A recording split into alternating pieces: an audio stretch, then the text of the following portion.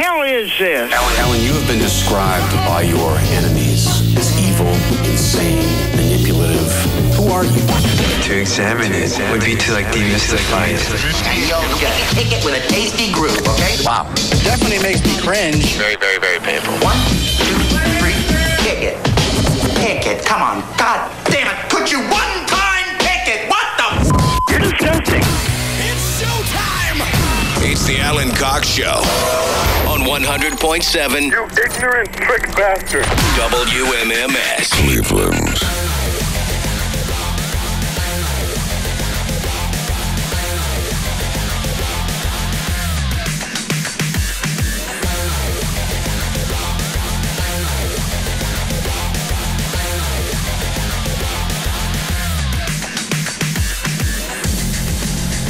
Hey, what's going on, everybody? Good afternoon. Hi there. I feel like I'm out of breath. I don't know why that would be, but just to clarify, what you have is not contagious. Whoop. It is not contagious. All right. And you'd be feeling a lot worse than just out of breath. Again, do maybe you feel faint? This is where it starts. I don't know. No, I don't feel faint. No, it's definitely not contagious, so you're good. Sometimes I feel like I'm going to faint when I'm around Pound Cake. Oh. Well, thank you. It's like, I don't know if that's a compliment, but I'm taking it. I'm why taking not? that as a compliment. Why not? You see me? You Why just not? gasp and pass out. I go thump like a fainting goat. Is Are that you Cody nervous? Brown? Yeah. Are you nervous that if you pass out, someone's going to come and start pleasuring themselves over you, Pound Cake? You guys make me seem like I'm crazy, but I'm not crazy. I don't care what you guys say. You guys can try to ridicule me and try to make me feel You can't bad. say you're not We crazy. can try, Alan. We can try. You can't say you're not crazy. You have no point of reference. It would be different if you were like, I know 3 people who were taking naps in their cars and they woke up.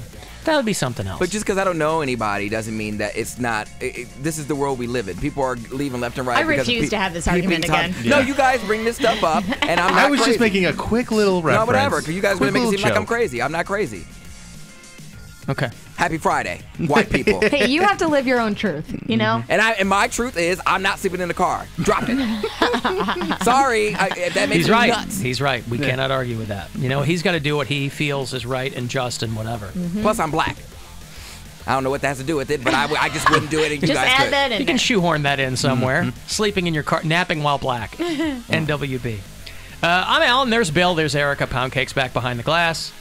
And welcome. There's a lot to get to today. I'm seriously bummed out about Anthony Bourdain. Samesies. Very, very upset about Anthony Bourdain. He was... Pound Cake broke the news for me this morning. We were on a text chain. I don't know if you guys had gotten the info by then. No, I woke up and saw that and immediately I thought I went to texted tell. you. I think Pound Cake did. He said Oh. Bill jinxed it. No, I said that. Oh, that was. Oh, you Erica. said that. Yeah, I said Bill jinxed it because Oh, then you let me he was the know. one that said the other day you When brought Tom him Papa up. called in, I mentioned Anthony Bourdain, and as soon as you texted that to me, I ran out to Grandma to see if she had heard the news because she does not like Anthony Bourdain. Who's Anthony Bourdain? So I was like, I know I ain't text you. Next. Well, listen, Anthony Bourdain was kind of the modern-day celebrity chef. He kind of ushered that whole thing in. Back in the 80s, you had Wolfgang Puck, but that was really more of an L.A. thing. That was before... He had Emerald with the bam. Yeah, that was before chefs had television shows, though. Anthony Bourdain, now, when I got this information this morning, and I was on very little sleep because my daughter had her 8th grade graduation yesterday, so we got back very, very late. So I was sleeping longer than I normally would, so I woke up when my phone... Oops. pinged. No, it's okay. I mean, and I looked and I was like, God damn it, Anthony Bourdain dead at 61. Now, my immediate thought was, here's a guy who did a lot of stuff back in the day. He probably had a heart attack. Something caught up with him. Yes, like these people who clean up. You know, he did heroin for a long time and coke, and that was kind of how his legend grew outside of the culinary world. That was really what kind of broke him to a broader audience, where he wrote a couple of books early on, and people really started to know who he was. And so I initially thought, oh, God, this guy died in his sleep or whatever, because by all accounts, he had been in a really good relationship. Mm-hmm. Obviously, rationale goes out the window when you're talking about suicide, because I certainly hope if there's, I hesitate to call this silver lining, but I would certainly hope it might be more along the Chris Cornell lines, where I don't think Chris Cornell meant to kill himself. You know what I mean? Like these people who the nightstand's full of prescriptions, they just get out of their head, and the next thing you know, they're hanging over the hotel room door. Yeah. Nobody who knew Chris Cornell thought that he was kind of in that frame of mind, and that's kind of how I saw the Anthony Bourdain thing too. I kind of have a feeling that it was like a for sure definite suicide, that he intended to do it. And the reason I think that is because they quickly said it was a suicide. Chris Cornell, they would say like overdosed and things or like that. Yeah. you know, they're speculating it's a suicide. The reason they CNN right out the gate was like suicide. So either this dude blew his head off or he. Well, I chalk that up to the wishes of the family. If Chris Cornell's wife doesn't want the press to say suicide immediately, yeah, you don't necessarily do that. I mean, Anthony Bourdain, but they would say accidental overdose if they thought it was an accident. You know what I mean? I guess. Or they would say, we'll do the toxicology, but we think it may have been an accident. Like, but they didn't say how he did it, right? He wasn't hanged or, yeah. But it was just the fact that they didn't say he died at 61 and, you know, further details are yet to be released. They said suicide yeah. instantly. So to me that says he either left some kind of note or he for sure did something, you know, that was, he knew he would die if he took something. Well, he wrote this essay 15 years ago, probably almost 20 years, probably, in some magazine, and then it became this book called Kitchen Confidential, which I don't know if you guys have ever read. Yeah, that. I've read amazing. that book. I read it in one swoop on like a flight from New York to LA or something. I read the entire book on one way there. And that was almost 20 years ago, I guess. And then he started doing television shows, and he did the show No Reservations for a long time on the Food Channel or something. And Can I say one thing about No Reservations? Yes. Worst theme song in the history of television. Really? What was the theme song? It wasn't even a theme song. It goes, no reservation. It was like they were trying to affect some kind of Leonard Cohen type thing or whatever. And, you know. Other than that, great show. But I hated that part. He came through Cleveland about 10 years ago. I like Cleveland. Always did. I find the much maligned town beautiful. Stark reality up against a unique sense of humor and resignation. A surprisingly hopeful place for food if you only bother to look. The winters are cold and bleak, but the majestic Art Deco bridges and neoclassical buildings speak of an earlier time of boundless optimism in the early 20th century when it seemed anything was possible in Cleveland. And those are just the domestic shows. You know, he did Pittsburgh and he did Chicago and all these. But traveling around the world, I think the show that he had been doing, he died in France because he was in the middle of shooting for Parts Unknown, I think was his show. And he had been going out with that Asia Argento for a while, and they seemed to be, she was front and center in the whole Me Too thing, so he was very vocally anti-Weinstein. And recently, too. I mean, he was tweeting just a few days ago that he was happy that the guy was in court and whatever. That's right. So the whole thing is a real bummer. He seemed to be kind of universally loved among his peers, and but he was kind of, if you watch that show, he was kind of the model of how to be an American traveler overseas. Yeah. You know, talking to people and how they do things, and obviously food was a big part of that. But he said, I should have died in my 20s. I became successful in my 40s. I became a dad in my 50s. I feel like I've stolen a car, a really nice car, and I keep looking in the rearview mirror for flashing lights, but there's been nothing yet. I like that. That's a quote from him, and, you know. I think a lot of people, even, you know, when they've been through dark times and they achieve some level of success, their brain has not changed. So they still feel like that person struggling to make it even when they already have. You know, their mindset doesn't change. It's like people who have that big weight loss surgery and they lose a ton of weight, but they still feel like a fat person inside. Sure. I feel like it's the same thing with, you know, with depression and drug abuse and things like that. If you're somebody that has that problem, even if you come out of it, I think it's still always a part of you. I was reading that there is a quantifiable spike in suicides after celebrity suicides. There was Kate Spade a few days ago. Now there's Anthony Bourdain. The Robin Williams documentary, coincidentally, is getting dropped on HBO coming up. Fox says that he hanged himself. Oh, well, see, that would make it definitive then. You're not hanging yourself for fun. No, but you know, Chris Cornell, you know, David Carradine, one of the Carradines, he didn't plan on dying. That was autoerotic asphyxiation. I just think Michael Hutchins didn't plan on dying.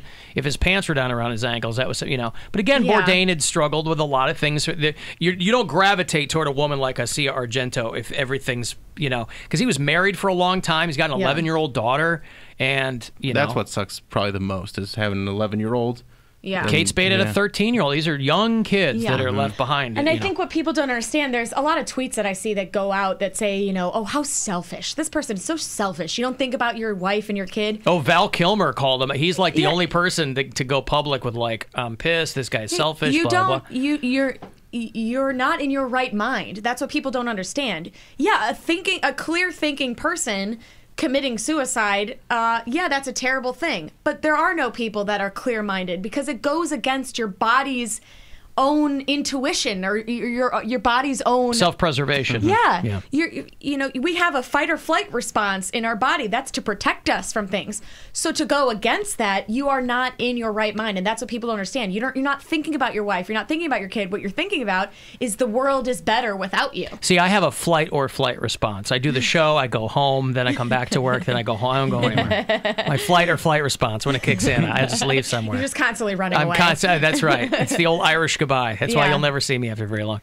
So it's a real bummer. Yeah. Because he was just a cool guy to watch. He had a great way with words. His shows were very entertaining. And, and he had a very colorful past. Yeah. And a lot of friends. This isn't somebody that was, a loner and very successful. And it just goes to show you another example of really depression can hit anybody. Yeah, you never know what people are going through, and you never know where their mind's at, even if they got that facade of everything's great, but then on the inside, you don't know. You really don't know. Mm-hmm. Yeah, I had a friend that we were talking about this morning, and she was just like, I don't understand how someone who's rich could, like, what problems could they have? I said, what? I said, what do you mean? I said, more money, more problems. You think Biggie was lying? Like, I honestly believe that. After one of our friends who I thought had it all and, was good looking, had money and all that stuff, after he, money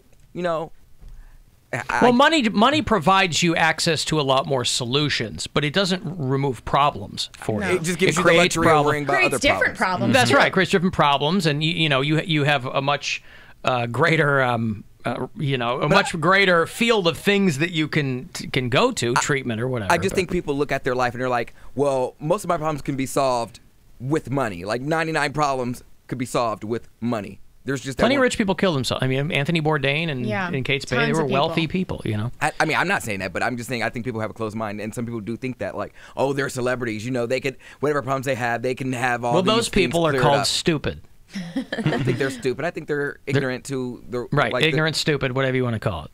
Suicide now the 10th leading cause of death in the United States, which is crazy. Yeah. I wonder what's number 11. I wonder what suicide just edged out. I don't know. Right.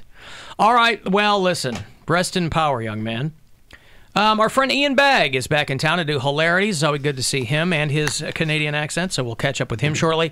And our friend Dr. Ryan Berglund. He is devoid of a Canadian accent, but a lovely man nevertheless. For our Is It Red segment, guys, he's in from the Cleveland Clinic every so often, and if you've got some weird stuff going on down in the strike zone, he will be here to help after 5 o'clock. So if you want to get an early question to me, you can always email me at alancoxshow.com. 35192 if you want to text. You can watch the show at alancoxshow.com, and you can listen on the iHeartRadio app. It's the Alan Cox Show on 100.7 WMMS. Did you see the high school valedictorian in Kentucky who trolled the audience there? Is this the one that stood from outside? Oh. No. Oh. High school valedictorian in Kentucky gave a speech on Sunday, and he gave a quote. Everybody cheered. Well, I'll play it for you. Okay. Mm-hmm. Don't just get involved. Fight for your seat at the table. Better yet, fight for a seat at the head of the table. Donald J. Trump. I'm kidding. That was Barack Obama. Yeah. Someone booed. Within the span of 2 seconds, they were clapping. Does that sound like anything Trump would ever say, by the way? Yeah. If you were really paying attention, don't fight for your seat. Fight for the head of the table. Fight for your seat at the head of the table. Whatever he said. Donald J. Trump, woo! They're like, no, it was Obama actually said that. Woo! Well, that's why they were cheering. They were like, wow, he said something articulate. Yes, cheer. They don't like that guy because he's articulate. They like him because he's not. Yeah, but I think saying something like that, fight for the seat at the head of the table, that sounds kind of Trump-like. Does it? Yeah. Does it? To say the fight for the most important spot, yeah.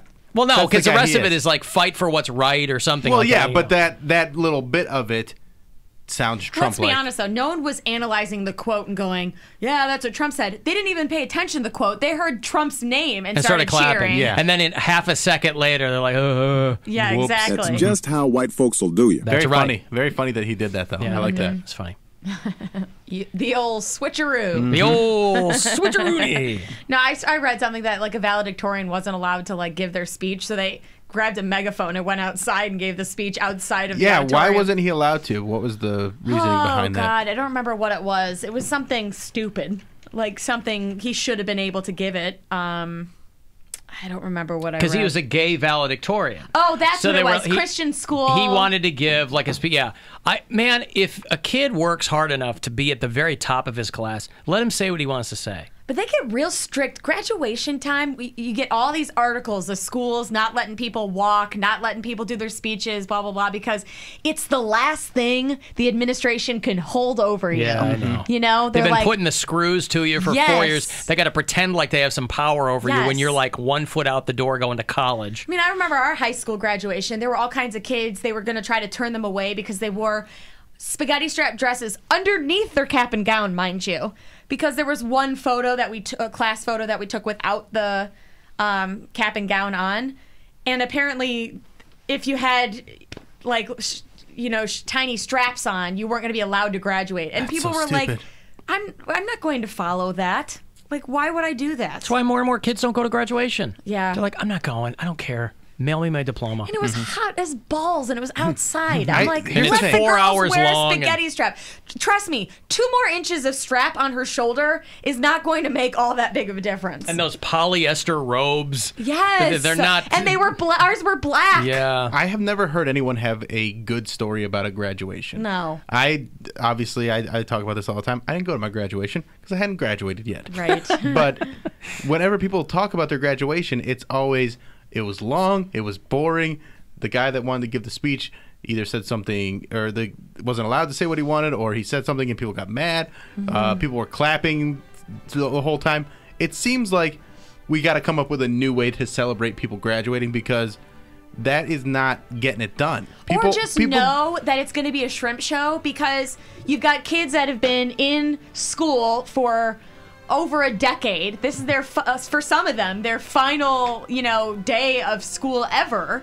It's going to get a little crazy. And parents that didn't think their kid could do it are, of course, going to bring the foghorn or whatever. I mean, just understand it's going to be a little rowdy. That's what they should do, is embrace the rowdiness and make it more of a party and less of this formal event where everyone's acting like, oh, we have to be classy, especially for high school graduations, because you're just farting your way through that. They don't want people Soldier Boy you-ing across the stage, and I can understand that. Soldier Boy what? Like they get their diploma and they do like a couple all of the weeks gang ago signs. there was some guy that took some heat because this school had a guy posted on stage for when like black students would dance or whatever. He'd grab them and move them over to get their diploma, or people were like, let these guys dance, I know. man. Who cares? Honestly. Because the graduations are already long enough. Like, we don't need just get your diploma. But just keep reading the names. Whether Dipwad is dancing or whatever, just keep reading the names. Listen, I would just go by statistics, okay? There are more white kids graduating high school than black and Hispanic kids, right? That's not a controversial fact. It just is what it is. If you graduate high school and you want to dance across the stage, dance, man. Yeah. Good for you. That's what I'm saying. Make sure you're going across the stage. Don't just sit there, because they will literally do like the hey. I know. We don't need all that. Like do an that. end zone dance. Yeah, do that in the lobby when you have your diploma in hand. You can but do you whatever you want. do it on the stage. I think it should just be put everybody's diploma up on the stage, and then make it be like, go find it. Just go find it. Go find your diploma. Like there's people going up there. When I was up there was a couple people before me. They were Snapchatting across the stage. They were going like that. I'm like, okay, keep it moving, bro. Just keep it moving. I don't care. Or how about this? Why don't they just completely remove actually physically handing you your diploma? Send that in the mail and just have a party. Yeah, that's what I'm saying. Why do we have to walk up one at a time and say, yes, this person? Because people are so beholden to traditions. Why can't they just post it up on a wall? Yeah. Here's all the graduates and all you this need, year. You don't even need a physical diploma anymore. You just tag them on Instagram and be like, hey, see, there it is. In college, my friend walked, and that bitch didn't even graduate. Like, she found out weeks later that she got like a D- and she needed a C to pass. So she had to do. She was making a big she did. Well, you tell her I prefer a girl with D's over C's. She did her hair flip, and she was like, "I'm cute. I got my diploma. I got my degree." And she walked past. Degree. She had to degree. She had to do a summer course because she didn't graduate. I'm like, see, showing off. She That just happens kept it too, modest. because they don't. Hey, we got to do a new YouTube thing. Hey, everybody, welcome to Sliding in the DMs special edition, where I'm here with Jeff Davis from Connected Comedy. How's it going? And we're doing Comedy Connected. Whatever, dude. You didn't pay me that much. So we're doing a show together, Saturday, July 21st. You want to just give them some details real quick? Yeah, absolutely. It's a show for the Ohio Suicide Prevention Foundation and the Adams Board of Cuyahoga County, their Suicide Prevention Coalition. We're trying to raise... And we're not just doing the show for them. We're doing this as a fundraiser for them, correct? Fundraiser for them, correct. Yeah, absolutely. Thanks for stopping by, Jeff. Can't wait to perform with you and be a part of this. It's July 21st at the Lakewood Civic Auditorium, and tickets are on sale at standuptogetherohio.com. It is standuptogetherohio.com, an evening of comedy to honor Nick Ramsey. I'll be headlining. Mike Polk Jr. will be there, Mary Santora, and more. There's going to be so many great comics, so make sure you get those tickets. And if you have any questions about being a sponsor, go ahead and email Jeff at standuptogetherohio.com. On iHeartRadio. Now it's time to give stuff away. Hey, it's time to give stuff away. And I get you a couple of tickets here for the 3rd annual Cleveland Summer Beer Fest. It'll go down 1 week from tomorrow, Saturday, June 16th, at Jacobs Pavilion at Nautica. Thousands of craft beer fans will be there. You can sample over 300 craft beers from Northeast Ohio and around the country. For more info and to purchase tickets, clevelandbeerfest.com. Get the last pair this week. Be caller 21. Well, be 21 years old at least, obviously. And then be caller 16. 16. Good luck. 216-578-1007 or 800-348-1007. They like getting letters from the audience. Unfortunately, those letters are usually F and U. It's the Alan Cox Show on 100.7 WMMS.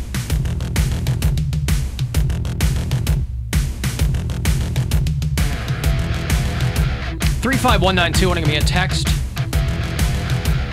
Comedian Ian Bagg join us later on. Dr. Ryan Berglund will be here to close out the week. Real party today. Installment of Is It Red? Yeah, you know. Tigers and the Indians tonight in Detroit at Comerica. That's a 7:10 first pitch. So we'll get out of here about half an hour before that for your pregame, and then Cavs Warriors. Quite literally the must-win game for the Cavaliers. That is 9 o'clock tonight on WTAM No pressure. 1100. There's been pressure the whole time. Yeah. I'm trying to take the pressure off the Cavs by putting even more pressure on me. I don't know if you guys saw my Boy, tweet. you flip out on Twitter during these Cavs games. I told you. It's fun to watch. I actually, after the first game, I had to stop because I was going on Twitter and I was getting into crazy arguments with people, and I'm like, I don't have the energy for this. I really don't. I got to vent it. I got to get it out, and that's what I do. I just yell at my husband. You can't predict everything. You cannot predict everything, but if they get swept by the Warriors, J.R. Smith will be infamous in the annals of Cleveland he history. already is. Yeah, but the refs will be. It will be about the refs. The a refs lot. aren't being talked about enough, considering they didn't call one shooting foul in the first half of that game. Where there was plenty. There's plenty to call. Which is kind of unheard of. Like, Yeah. I don't think there's been a half of a finals or any Playoff NBA game, yeah. playoff game. It happens that once in a they while. Didn't call any fouls. It happens in the once first half. during the regular season. They didn't call any shooting fouls, Alan. That's insane. I that always doesn't think, happen. I always think especially the refs are easy targets. Refs aren't going to see every single thing, but if you're a player, you should goddamn know how to play the game. But I think if Pay anyone was attention to what's like, going on. if anyone was to say, or have a conspiracy theory that the NBA is rigged, this series, this year, I could see how they would think that. Rigged why? Because that first game, we missed, the refs Well, no, missed. what's the reason that an NBA Finals series Well, would be rigged? either they want LeBron out of Cleveland, or... Yeah, but they can't control that. Yeah, but if he gets embarrassed with Cleveland, Yeah, like he's more likely to leave. And he's being embarrassed right now. Okay. But he knew he had a bunch of duds around him. I mean, yeah, and he took him incredibly far. He took him all the way to the finals, which is not an easy task. Right, but he knows he's the one doing it. But when you're as close as he was to winning game 1, yeah, and started off game 3 as well as they did, and then you look at things like a charge call that was overturned in a way that has never happened before, and then you have 13 foul shots for one team and 0 for the other. It all sounds pretty tinfoil hatty to me to say that the refs are rigging the NBA finals. Well, and the other thing too is, even if they're not which rigging is it, more likely, they're blowing it. They're prolonging. Like, they thought the Cavs might win that first game, and they want it for sure to go to 7 games. So it could be also that the refs are trying to make it so it goes to 7 games no matter what. So now the refs are going to call everything for the Cavs in the next... Tonight. Yeah. That's my speculation. Well, what I threw up on Twitter was, I saw people You threw like... up on Twitter? Well, I posted, it was word vomit. Yeah. It is word vomit, because what I posted just before the show started was, if the Cavs win this series, I'll get LeBron James' face tattooed on my face. I would support that. Yeah. I wouldn't do it, but I'm with you. Here's the thing. If there's one thing that is more powerful than a Cleveland sports curse, it's my bad luck. So if I can take one for the team, I will. You can't do that. I'll get that face. It's blackface. That's racist. I'm not going to get it tattooed on my face. He's getting a black man on his face. I'm getting a black man on my face. Still racist. I'm not going to get his whole face on my face. How is that racist? How's it racist if you like him? Yeah, I like a sports figure. That's racist. I mean, you do Larry Bird, you're not going to see it. Right. It's going to be like white and yellow. Anyway, 9 o'clock tonight. Go Cavs. Right? My that's thoughts all exactly. I can muster. Yeah. All right, that's fine. My thoughts exactly. Hey, Steve. Hey, guys. How are you? I'm doing all right. How are you? Good. Good. So, yeah, top of the show, obviously you guys were touching on Anthony Bourdain, that situation. I had last month, one of my best friends, I lost one of my best friends the same way. And I'm sorry. We're talking about one of the most popular photographers, videographers in the city. He had Machine Gun Kelly posted about him. And the point I wanted to make was what Val Kilmer was saying and stuff like that. I had to do my own research because this is new to me. It's okay to feel those feelings, that you're angry and everything like that. I'm still going through it. But we're keeping his memory alive for sure. But I still have the days where I'm just pissed off. Well, sure. But I think be mad at the disease of depression and not the person. You know what I mean? Because you want to think fondly of your friend. True. Yeah. I would direct your anger towards that. Right, that is true, but everybody's different, and some people pull themselves back from the precipice. Val Kilmer's point was, hey, man, you think it was easy? I want to kill myself, and I had throat cancer, and I couldn't eat, and blah, blah, blah. But everybody is different. That's what I mean. Everybody's different. Some people pull themselves back, and some people don't. For sure. And some people get medicated, and that works. Some people get medicated, and there's a lot of medications out there that have the reverse effect. Yeah, exactly. So you know, it's a personal battle. Not everybody handles it the same. I'll tell you, it's becoming very clear that we need scarf control. What's that? Okay, thank you, Steve. Is that what he used? You can only get through this with humor, right? Of course, and my attempts, although lame at best, are still attempts. Did he hang himself with a scarf? Well, hung himself with something. Kate Spade hung herself with one of her own scarves, I think. Oh, right. Didn't that's she? right, yes. She left a letter. Yeah. Because Andy Spade moved out. And they were getting divorced. Ask your dad. Ask your dad. That's terrible. That's heavy duty. That's brutal. Yeah. Yeah. To me, and I don't know Letter to her daughter. I don't know her situation. It wasn't in her head. But to me, that letter of that kind of language in the letter sounds like something that was a result of bad medication. Your love is like bad medication. Bad medication. That what I need. Oh, I mean, wow. Shake it up. Missed your calling. Bad. It's just not fair. It's not. I should be able to sing better than that. Yeah. I mean, it is not fair. God, my daughter is a voice of an angel. Well, why? You didn't get it from me. You got it from her mother. I know. I tweeted out too. I'm like, people sick about talking about guns when it's all mental health. Well, where's the mental health legislation? They cut the budget by 30% this year. Because they don't really care about that. It's just. But if you guys are sick of talking about guns, then why don't we talk about mental health? We weren't talking about guns, Erica. We're talking about medication. Would you keep What your kind of hands medication? Would you keep your hands off my Second Amendment? Bad medication. Oh, shake it up. I'll tell you that Asia Argento is pretty foxy, and I know she's in a lot of pain, but I was a big fan of her dad. Dario Argento was one of your premier Italian horror film directors. They're remaking one of his movies, Suspiria, with Dakota Johnson. Have you seen the trailer for that? No. Yeah. There's a genre of horror film called giallo, and they're Italian directors that make Giallo? these.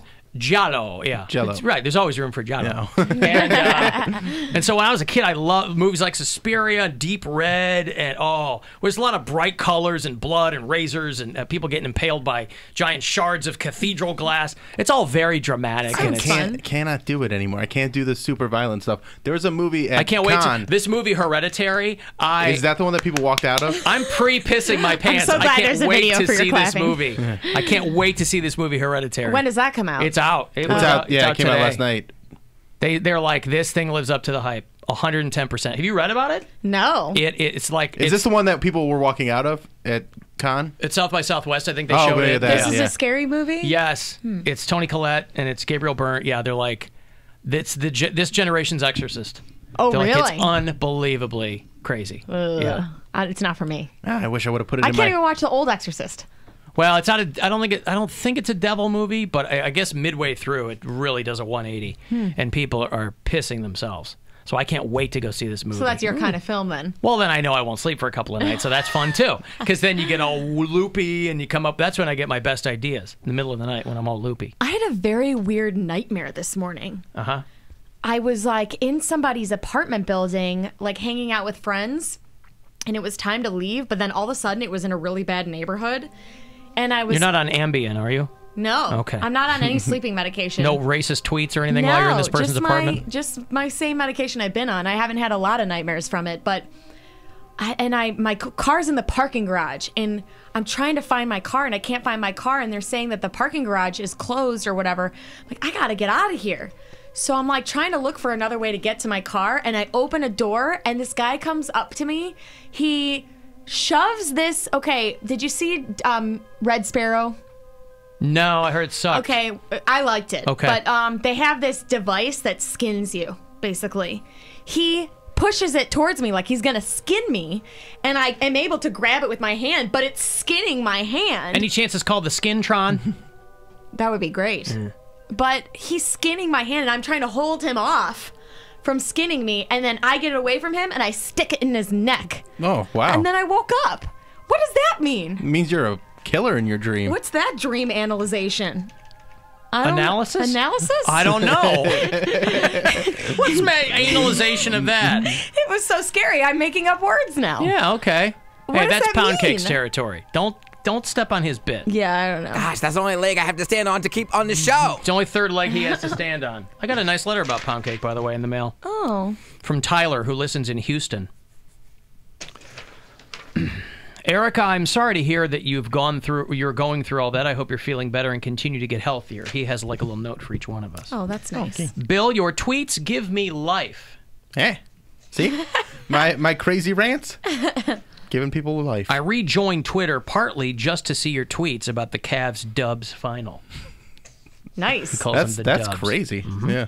Pound Cake, 2 things for you. 1, girl, bye. Ain't no one going to be snake charming outside your car while you sleep. Number 2, keep doing what you're doing. I love listening to you go back and forth with Alan every day, and if nothing else, your persistence is incredible. And then he says some very nice things about me. Tyler. What is the nice things about you? I just No, the nice things about you. It doesn't matter, Bill. I get plenty of attention. So self-deprecating. I'm here to make other people look good. That's all I'm here for. No. But I also thought of Pound You Cake. picked the wrong people. I also thought of Pound Cake watching. I didn't say it was easy. I said it's what I'm here for. I thought of Pound Cake when I was watching Jeopardy because, it's funny to watch Jeopardy because the contestants, as just as a function of whatever, they're younger than they used to be. There aren't a lot of old people on Jeopardy. A lot of old people watching Jeopardy, but not a lot of old people on Jeopardy anymore. And so when they get to a lot of these pop culture questions, a lot of these kids completely whiff. They Yeah. just don't know, right? You're not going to know the further you get away from stuff. And they had a category last night on #1 television shows throughout the decades. Okay. And nobody got any. Like, nobody got any. In 2016, Sunday Night Football blitzed the competition as Chris Collinsworth and this play-by-play man led the league. Bill, you know who that is. Al Michaels. Al Who Michaels. is Al Michaels? That's right. Nice. His name is Al Michaels. Mirza? Decades for 8. Come and listen to my story about a sitcom named This. #1.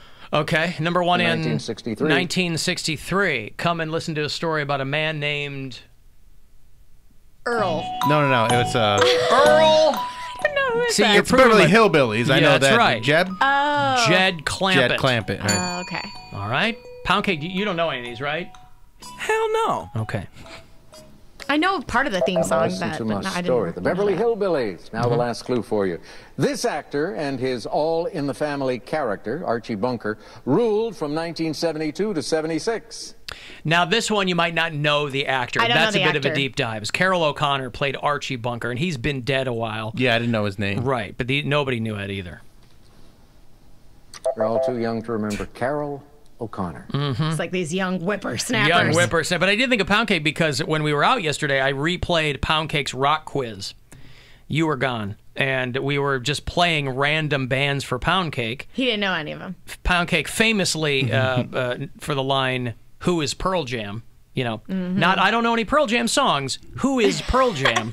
And then I get bombarded with messages from listeners who are like, "How the hell does Pound Cake work there? It's a rock station." I'm like, he's not a DJ. He doesn't need to know the music. I hired him for a talk show. I don't care if he, it's funny that he doesn't know. Right. But it's not a job requirement. We didn't hire him to host a music show. Right.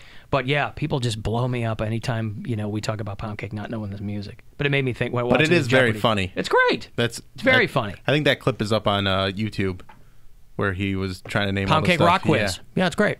And also, but the kids, I think at least that was random and I didn't know it. Those kids, you have to take a quiz to get on Jeopardy. So you can't just get on Jeopardy and Well, but they don't try give to- you the questions that are going to be on the show. But they give you genres of different things Yeah. and a little this, a little that. You got to be cultured to go on that Typically, a show. Jeopardy contestant has a vast knowledge of all subjects. Right. However, Well, no, there's every once in a while there's a category that stumps everyone. That's what I mean. That's the amazing thing to me is I'd be like, this general was in the Battle of Verdun. And they go, Right. beep, beep. They'll all beep in. They don't know that, but they don't know Drake lyrics or something. There you go. Or no, they probably would actually if it's the younger ones. No, every time he does one of those hilarious hip-hop categories, some of these kids, they're just stone-faced. Yeah. They don't know. I do like when he does the hilarious hip hop when he has to rap it to people. Well, that's why I love College Week, because they get these super smart kids from like all these polytechnic schools, and they'll always whiff the pop culture. Yeah, because they're like spending all their time in the classroom and studying and things like that. No, they don't go out and hit the clubs. They don't know what's going on out Trying there. to save the planet, Yeah. a-hole. Yeah. I don't know all this crap. I'll give you a taste of this from yesterday. They're book smart, not street smart. There you go. Pound Cake Rock Quiz.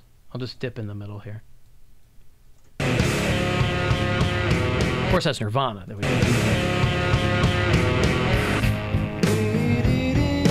This is you can't not know. That's it's not Rob Nirvana. Zombie, is it? Zombie, is it? I like how he's not even close. Like, it's so... No, that's not I Rob want to hear Zombie. it through his ears. I want to know what it sounds like to him. That is Nirvana. Oh, but see, I know play the mainstream stuff. I know That was the There's a main... heart-shaped box. You don't get this. Play the mainstream stuff. I was thinking Team Spirit. Right, play the one song I know. Why It's didn't also you play not that? Team Spirit. I said Team Spirit. Okay. Did you though? I don't think he did. It's fine. This song's been around for 20 But years. I'm thinking Team Spirit. I think I said it there too. He said Team Spirit. The video had All right, cheerleaders in it. It well. throws them off. And they took it from the deodorant. So one album later was that song. Probably still just as popular. It's 20 If plus not. years old. It's been on the when you talk about mainstream, you're talking about rock radio. You know what's real sad? There's That- nothing underground What's on real rock sad radio. is you just said, is that Rob Zombie when we were playing Nirvana? Okay, but I didn't realize Rob Zombie. I knew Rob Zombie made music. I knew he had a band before he was a director, but I didn't know what music was. I knew he had a band before he was a I director. love the my way you try to God. talk yourself out of that situation instead of just owning and be like, yeah, I don't know these songs. That's you gotta love that about Punk Cake. He will always try He to. has an answer. He will eat. Well, yeah, he does always have an answer. Yeah. he'll either try to dig himself out, and if that doesn't work, he'll dig a new hole. Yeah. Yeah, because then he's going on about Rob Zombie, facts he doesn't know. Oh man, But I met him. It's like it's like he's building an ant colony over there or something. How many people met him and didn't know the movies that he directed? I knew his movie. No, you didn't. You choked right in front of his face. Well, that was just him being starstruck. Yeah, I was nervous. Yeah. It's the Devil's Rejects. I know it. And I was just pissed that I couldn't think of it off the top of my head because I'm just like, wow, I'm meeting Rob Zombie. Like, how legendary. And then I'm like, don't remember your movie. How legendary. Yeah, but why was he legendary? Because I know there's some, even though you're not a big fan of their music, you know rock icons when you see them. Like, I know who Rob Zombie is. Just because I don't know all of his songs doesn't mean I don't, like, make him any less famous or any less iconic. Right, okay. Because The who am thing I? I don't understand about the Nirvana thing, though, is like, even if that's like, there's probably a lot of Nirvana songs that I don't know, but if I hear a Nirvana song, It sounds like Nirvana. yeah, like there's Or the there's Pixies. no, Mhm. well, yeah, but I mean, there's no mistaking that sound. Well, clearly there is. Yeah, apparently you think it's Rob Zombie.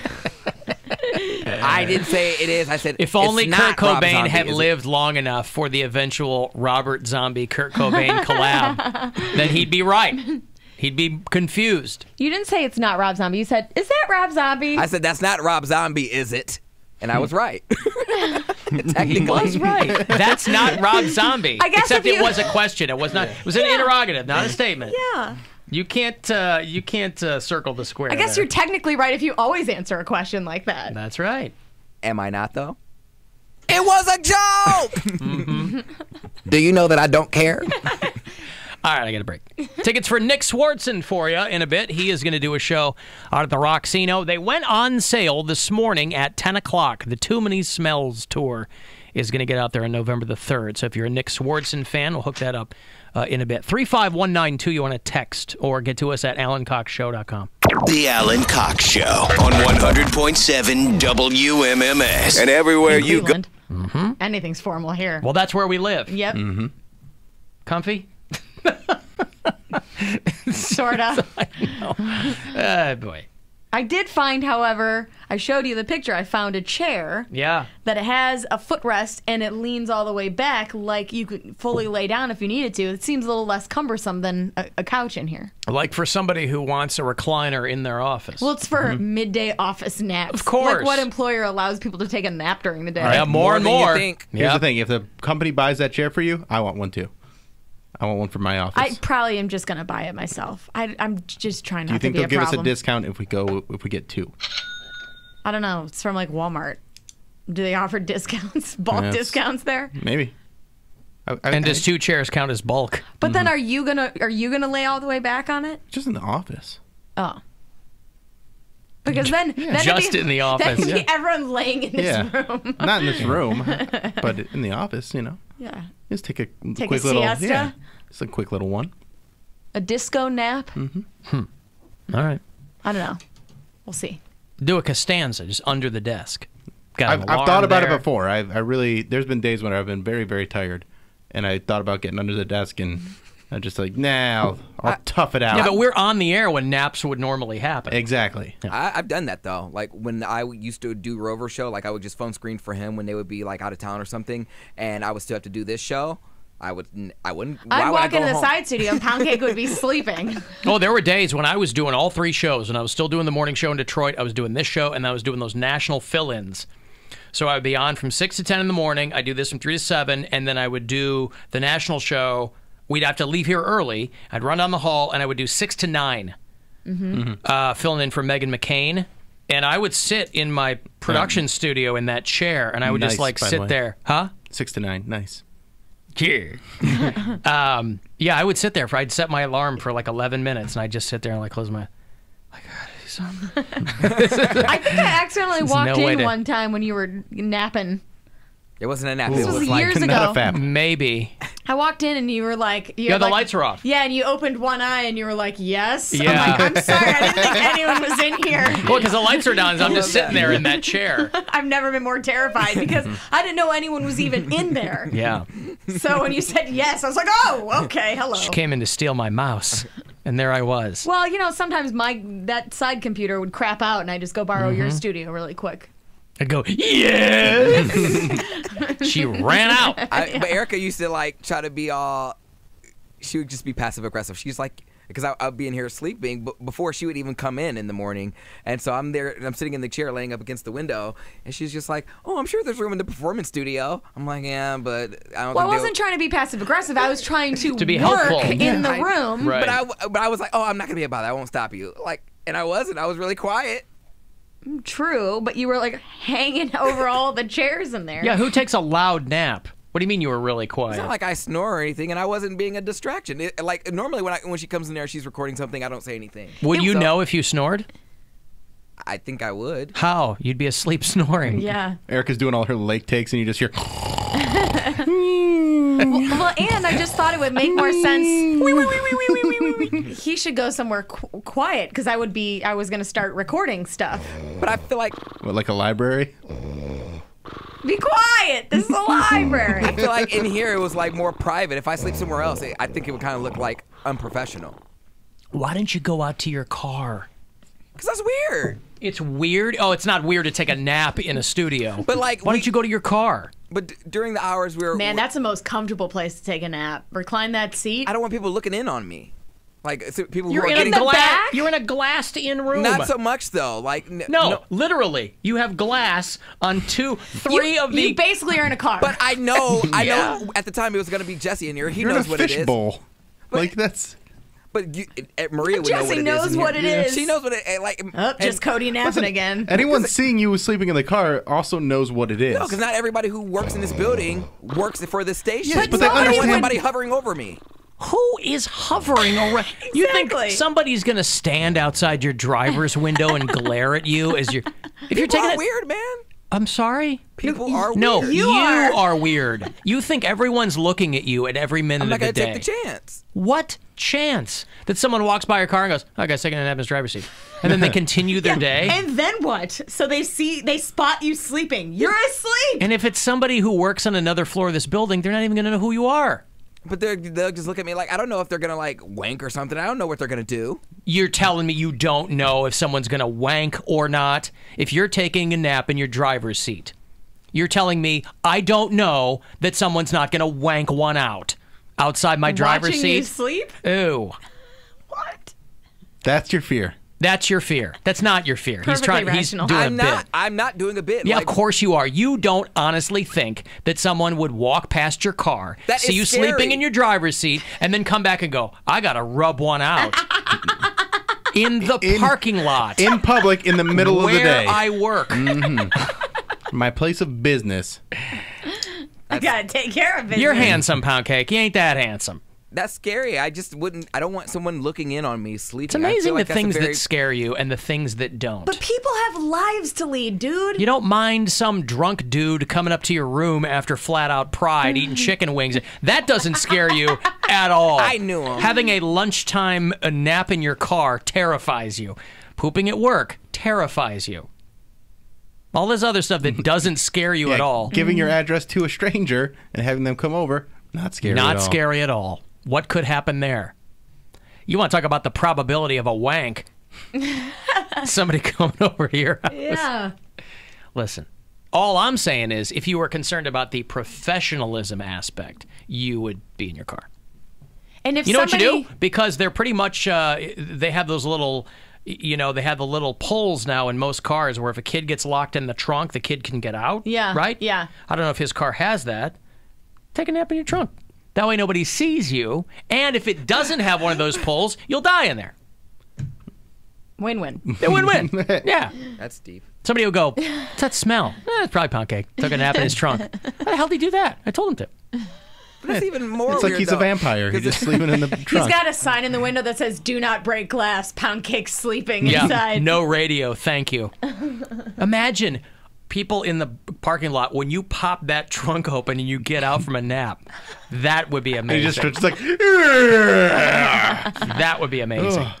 Slept like the dead in there. Except no one would even see him. No, because it's Nobody not like we're- gives a crap. Nobody pays attention People in our are parking walking lot. Yeah. in and out. They're not stopping to look at each car. Is there a person inside? What's happening here? Somebody napping? Whereas somebody might care if they saw you napping in a studio. Me. Because you got work to do. Yeah. Okay. Okay, that's his response when he's shut down. Hey. Hey, everybody. Welcome to Sign in the DMs. Look who's here with us. Her first one. Her first ever Sign in the DMs. She said, "What's a sighting in the DMs?" I said, "Ooh, bitch, let me tell you." It's basically like when we would do the Facebook Lives, but it's just we play them during the breaks. You guys know. You watch them all the time. This weekend was Pride, and we had a lot of fun. Pound Cake probably had the most fun. I had a good time. He didn't even tell me much about it. Like, I was kind of waiting for the show. Because you guys said I burden you guys with the text messages, so I was like, I won't bother you guys with the text messages. I appreciate that. Us. No, that's fine. No, I feel like this is the most I've ever liked him. But I feel don't you feel for show purposes that he should? Oh, I'm sure. That's on the show. You guys asked for it on the show. On the show, I'm sure he'll unload. I took my son. Well, first of all, Friday night we hosted the Flat Out Pride. Did you love Thorgy Thor? Thorgy Thor was great. Yeah. Cardi Red Diamond was awesome. Cardi Red Diamond. She was so good. She could do some stuff. Like I have some stuff that was on my Instagram story and stuff like that. She was an incredible dancer. She was one of the ones that I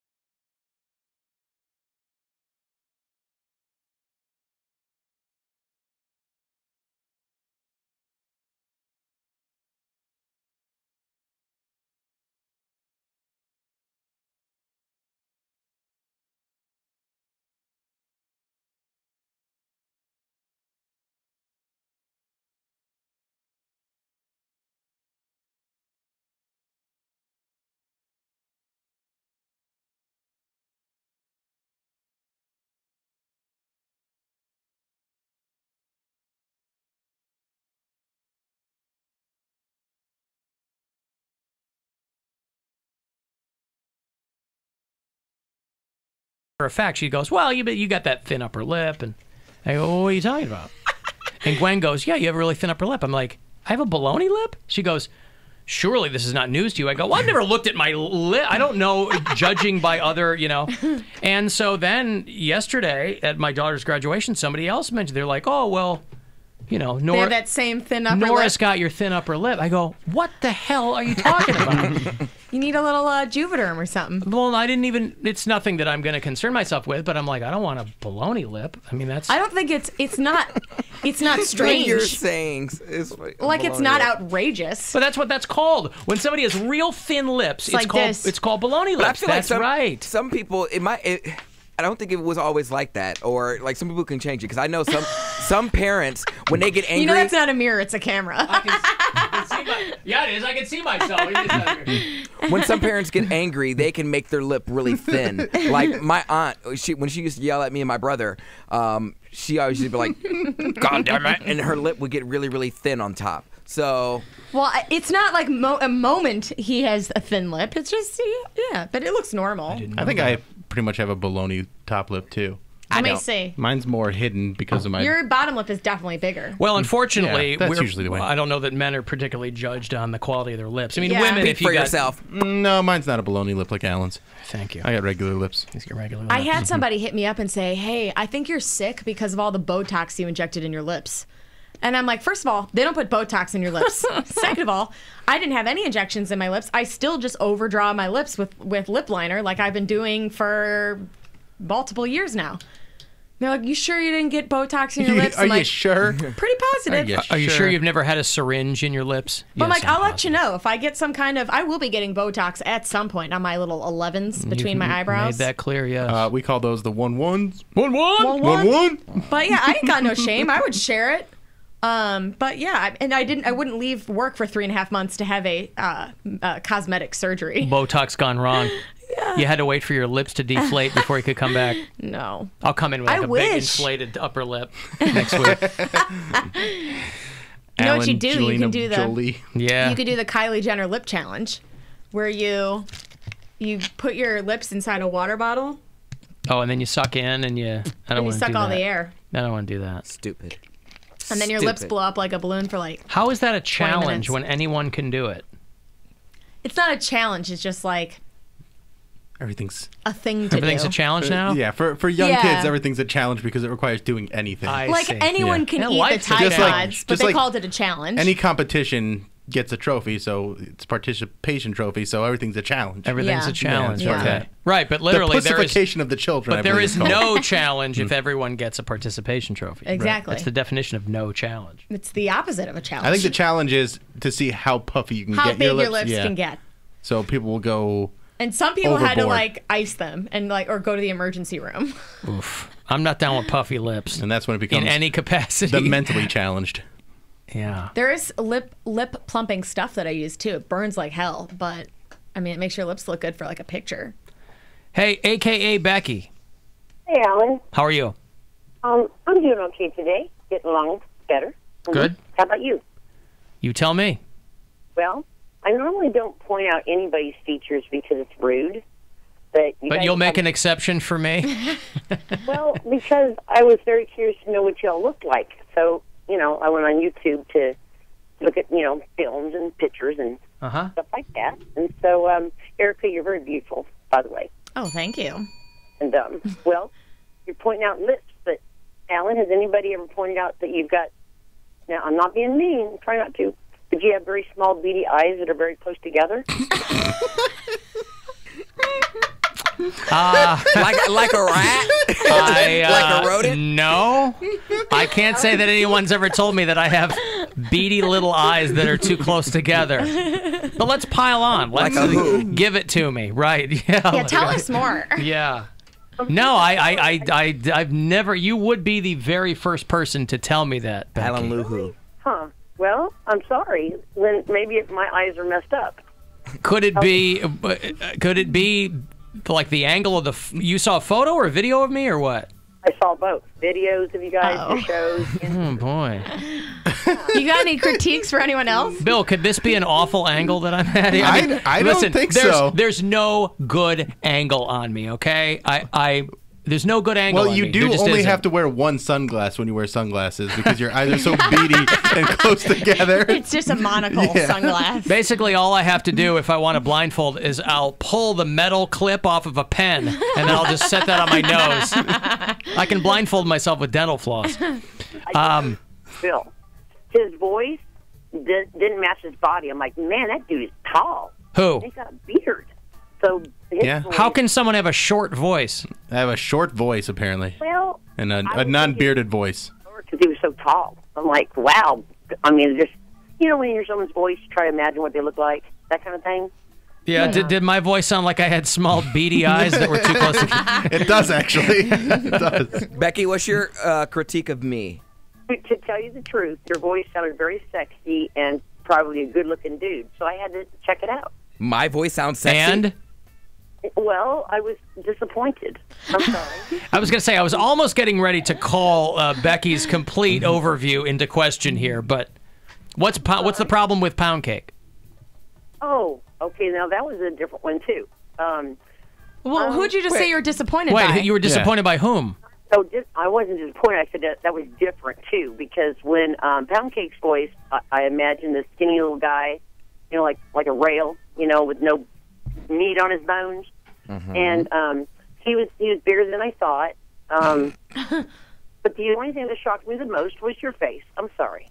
That's okay. Pound Cake's face shocked you? No, Alan's. No, Alan's face. Oh, wait. We went from I have bitty eyes to my face. Shocked you? Well, kind of, because your voice sounded like you were this hot-looking guy with nice blonde hair, and then I thought, Start laughing, so I'm laughing with you, No, not it's at all you. right. No. Video killed the radio star. She's hearing me the way I used to look, not how I look now. He looks like I'm looks an like old- a normal guy. Unfortunately, that's precisely what she's saying. But to be shocked I look like by a you. regular dude. Regular. What a you bummer. are, no, but you. Listen, this is the downside of my career. What do you want me to say, okay? I'm on the other side of the mountain. I mean, I have no illusions about myself. I get it. Your personality and your wit makes up for it. Okay. Well, yeah, that's why I'm not on television anymore. I'm on radio. What do you want? Well, no, I did see you on TV, actually. You were on Channel 8. And I'm like, that dude's smart. And he just pops off. I with, was you know, never on Channel 8. I don't know what you're talking about. Maybe it was Channel 19 or Channel 3. WKYC, right? Yeah, I used to, right. Yeah. Okay, well, listen, I mean, that's why they liked having me on TV, because they could use a real narrow camera and get both of my eyes into the frame. Use an anthropomorphic lens for my, or anamorphic lens for my face. Now she should send in a photo for us to critique. No, I don't want to know what Becky looks like. I like to keep the relationship professional. But wait, so I'm fat? Hey, No, she's just saying you have more meat on your bones than she thought you were going to be like, She's like a rail. twinkish, Twink you size. know? Yeah. I was You're just not confused. fat, but you're more pudgy than I thought you'd be. Oh, pudgy. Oh, no. man. More I told cushion you, for the pushing. I told you, Pound Cake, you better take care of that. You're getting older. That metabolism's going to slow down. I told you to take care of it. Nothing I can do about my beady eyes, but you can get rid of that pooch. Well, Eric is still beautiful, and Bill, he's pretty good looking. I don't know how we came out unscathed after this. Hey, good for you. You guys came out on top. I have a shocking face. No Pound Cake's a beady eyes. fat ass. Then you guys apparently are, it's all good. Well, someone's got to be Hey, the I love good-looking you one. guys. I mean, Thank you, guys Becky. do well together, and you make my day. I love listening to y'all. You guys are great. If you see two little beady eyes glaring at you through your living room window in the wee hours, you'll know who that is. It's not a raccoon, it's Alan. It's not a raccoon. I will be eating out of your garbage, but it's still not a raccoon. Okay. All right, thank you, Becky. There's AKA Becky. Wow. My shocking face. Yeah, I don't think anyone is shockingly like. We're all pretty just normal pretty looking. normal Yeah. looking people. I guess. I don't think anyone is like shockingly beautiful or shockingly ugly. We're just kind of normal. I guess so. I'm sorry. I mean, except for beady eyes. My close. baloney lip Yeah. and my tiny beady eyes today. That's- Wow. If I wasn't off before, I'm really going to be off now. I will say, us looking pretty average is actually in the radio industry. Like we're like tens. In We're radio. supermodels Yeah. in radio. Yeah. Yes. Uh-huh. Most people in radio look like the Toxic Avenger. I just All like right. how she tried to deliver it so softly, and She then tried to soft shoe me. Well, she And she's then like, just blurted and it then out. just like bam, hit you right between your little beady eyes. Oh, boy. Damn. Becky does not have a lot of couth, I would say. That's okay. I don't need her to. I want her to be candid. Yeah, it's great. We're trying to be I real enjoy here, it. so that's good. Alan, there's a study that showed thin upper lips were correlated to being bad at sex. What would be the possible correlation between Yeah, that? that's Was weird. that Cracked Magazine that came up with that study? A correlation. I will say, when I was younger, I didn't like to date guys who had really thin lips because they typically were not as good kissers.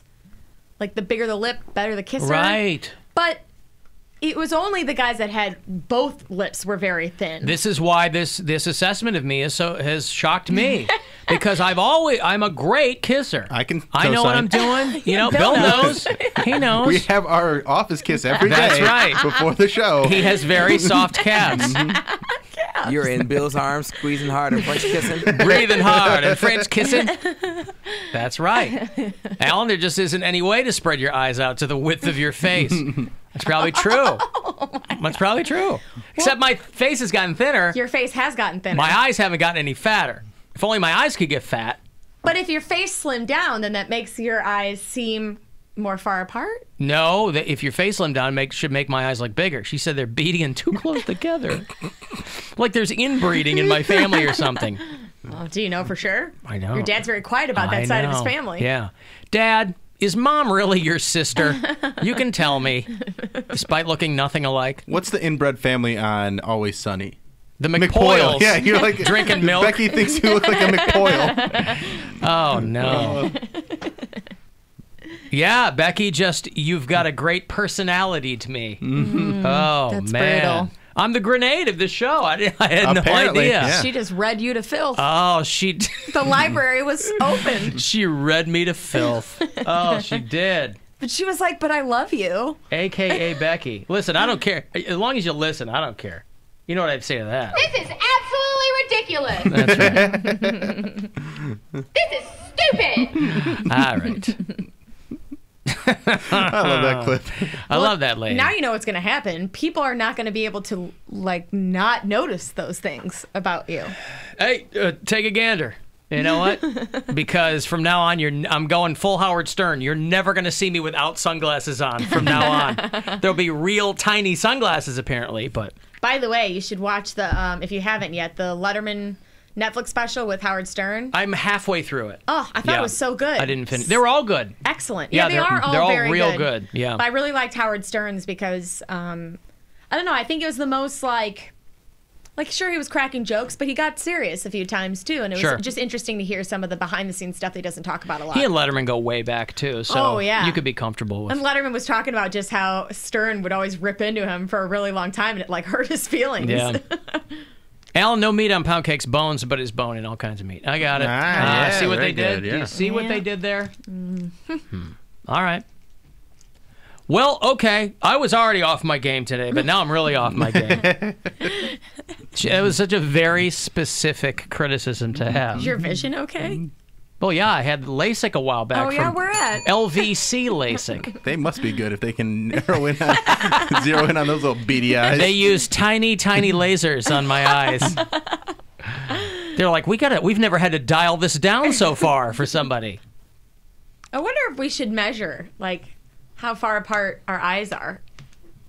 I don't think it needs to go to that. What's the symmetrical measurement? Don't they say your eyes have to be a certain number of inches apart? You mean like a standard of beauty or something? Yeah, or? yeah. They have those. I don't know. All I know is they say guides. the more symmetrical the face, the more Beautiful the person. traditionally beautiful you're supposed to seem. Yeah, but I don't know. I'm not even going for traditionally beautiful. I'm going for I like eyes that look proportionate to my face. I mean, I don't. I'll tell you what, though. I will be 47 in a couple of weeks. It's nice to hear new criticisms of yourself. You never run out. You think you've heard everything, and then somebody goes, you got beady eyes. I do? And a baloney lip. Hey, like a rat? Sweet. All right. Also very fun if you go on the live stream and watch the chat, people trying to spell baloney. Oh. Not great. Bologna. They don't even use it the wrong, G's and then you stuff. know how to spell it. Yeah. It's OSCAR. That's right. Yeah. Okay, listen. I'm going to talk to Ian Bagg about this whole eye thing because I have a feeling that he's going to be able to throw in on... Yeah, maybe he has a judgment about your appearance. Well, no, just in general. I mean, he's an interesting-looking cat. Yeah. Maybe he's had similar criticisms lobbed at him. He'll go, no, everything's beautiful. What are you talking about? Ian's at Hilarities this weekend. He'll sit in with us shortly. I'll have those Nick Swardson tickets for you in a bit, too. And then Dr. Ryan Berglund later on will tell you if my testicles are too close together as well for our Is It Red segment. So if you want to get a question in for him, you can email me early, or we'll take your calls and texts later on. The Alan Cox Show on 100.7 WMMS. And everywhere you go on our free iHeartRadio app. Let me go to Rick, who is in Jacksonville, Florida. Hello, Rick. Hey, what's up, Alan? How are you, sir? Long time no talk since I moved out of Cleveland. Oh, beautiful. Welcome back. Welcome back to Erica Lauren. Oh, thank you very much. I've been in support of you the whole time. Deuce Dynamite on Twitter, although you won't find me right now because I kind of got suspended, but whatever. You got suspended on Twitter for what? I got a little mouthy with somebody. I'm not even sure who it was, but apparently I pissed them off and they reported me. So 7-day ban. But you got to go. Oh, so I was gonna say you got to go ham on Twitter to get a week-long suspension. Jail. Yeah, that's a long one. It's usually only like 24 hours, but whatever. And you don't even remember who? It's usually. How many times have you been banned? Yeah, I feel like you're playing coy with us, Rick. Well, okay, so there's this actor named Nick Searcy. I don't know if you guys are familiar with him. Yeah, from Justified. Yeah, he was in. You got a problem with Nick Searcy? I just saw him. I just saw him in 3 billboards. Well, the thing is he was going off on this Roseanne thing and all this racial stuff, and he was posting pictures of his adopted children, which are black kids. Right. He was using it as a tool to call other people racist because they were calling him out, saying it's messed up that you're using your kids as a pawn in your argument on Twitter. And he just kept saying, I know my biracial family upset you. I went off on him and some of his followers. But why did you go off on him? He clearly but if he has biracial kids, that means he has an experience that he can share with the rest of us who don't. Well, the thing with it was it was almost like he just brought this into play because he was basically being torn down for something else. I don't even know how this originally even started. Because he's a conservative. He's like a well-known conservative actor. Yeah. Yeah, and he seemed to think that I guess liberal. I don't like that liberal conservative titling, but I'm apparently liberal because I have an open mind. Obviously. Okay, he thought you were a libtard. Yeah, but you got to calm down. Yeah. What was the tweet that you sent? Yeah. One of the guys that was one of his followers, he was talking all the smack, and it's always the people with no picture. So he had a picture of a gun and a knife. Always a no photo. Russia. So his gun and his knife picture. I told him that we kept going back and forth, and then finally I was like, you want to be a Mr. Tough Guy hiding behind a picture of a gun and a knife? I could do something with those for you, and I can't say it on the air. But why would you? Oh, we can figure it out. Yeah. I don't understand people who get Clean them, right? Why would somebody get worked up at someone who has a silhouette avatar, a literal stranger? You know what? You're absolutely right. It's it was absolutely ridiculous, and it is what it is. Now everybody knows. You never want to respond in the moment, Rick.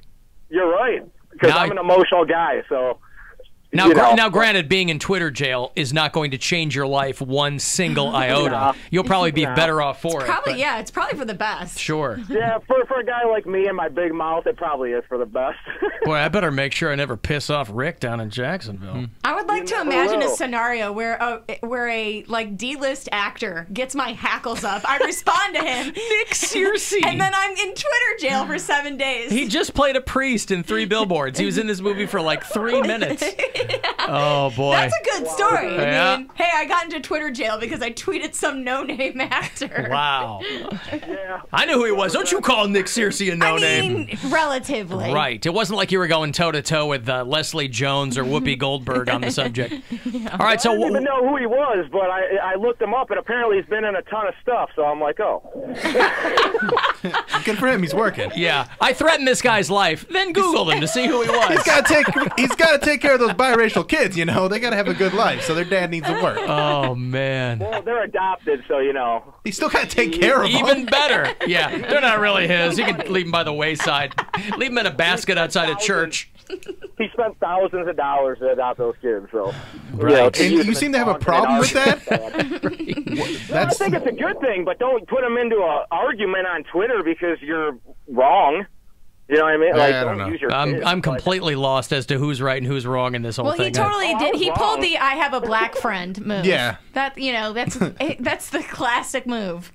Well, I can say this isn't racist Yeah, because I have a black friend. Well, having black kids is different than having a black friend, though. You don't have to spend any time with your black friend. You got to spend time with your kids. Yeah, but I wouldn't. If I had black stepkids, I would not tell people how much I paid for it. That seems like a bad idea. Hey, we gotta do a new. There we go. Hey, everybody, welcome to Siding in the DMs. So, Squire, got Pound Cake over here. You ever get stuck in like thought loops, like unhealthy ones? I'm the one that daydreams. Like, that is a good point. Like, what do you mean? I talk to myself. I live out like my dream. I'm just like, if Dream Boy says, "Hey, would you like to go to Paris?" In my head, I think I'm saying yes, I would love to go to Paris. But outside in my head, I'm saying, why, certainly, I would love to go to Paris. Oh my God! And I'm just. And you're saying that outside, but I'm talking about more like obsessing on like a certain thing, stalking people. I've been trying to help some people, and even myself, get out of some bad habits because I think a lot of people, like for me, something that I do is I'm an all or nothing guy. So like you're either all in or you're all out. Yeah. So like with exercise, I'm either gung ho, I'm gonna do this, I'm gonna be exercising, or I don't. And if I don't, I'm just not. I'm like, man, fuck it, who cares? If I'm not exercising, why? Same with like my diet. My diet's either all in or all out. There's like not really an in between. And I think also people get into this where they're obsessed over an ex, or they're obsessed over things that they can't control. And do you ever get into that? Yeah, all the time. But I mean, especially because you always talk about how you're always thinking about the future instead of being in the present. I run myself crazy. Like, in all honesty, I mean, things that I cannot control, like that's one of the hardest. But it just comes with time, because it's like there's nothing you can do about it. It's almost freeing in a way, because. So what do you do to overcome that? Do you think you have overcome that a little bit? Yes, you. On the inbound East Shoreway before East 140th. Stop and go on the inbound East Shoreway East 55th to Dead Man's Curve, continuing onto the Interbelt South to Carnegie Avenue. Also slow 271 South, Chagrin to 480. I'm Olivia Musica in the Traffic Center. This report is brought to you by Rockwell Sauna Crafter. This Father's Day, Rockwell Tools makes it easy to find the perfect gift for Dad. The Sonic Crafter Multi-Tool is the world's most versatile tool and a must-have for Dad. Its Duotech oscillation technology gives Dad the power to slice through virtually anything. Visit sonicrafter.com or your local Lowe's to learn more. After you're done asking Alexa to do all that weird shit. I'm sorry, I can't help you with that. Well, what if I gave you $20? No. Ask her to play WMMS on iHeartRadio. Voice call received. Put this on the air, dumbass. You think you know it all? You're just nothing but a piece of shit. Talk about dumb shit that you don't have a clue about. Another satisfied customer of the Alan Cox Show. Just shut up and play the fucking music. On 100.7 WMMS.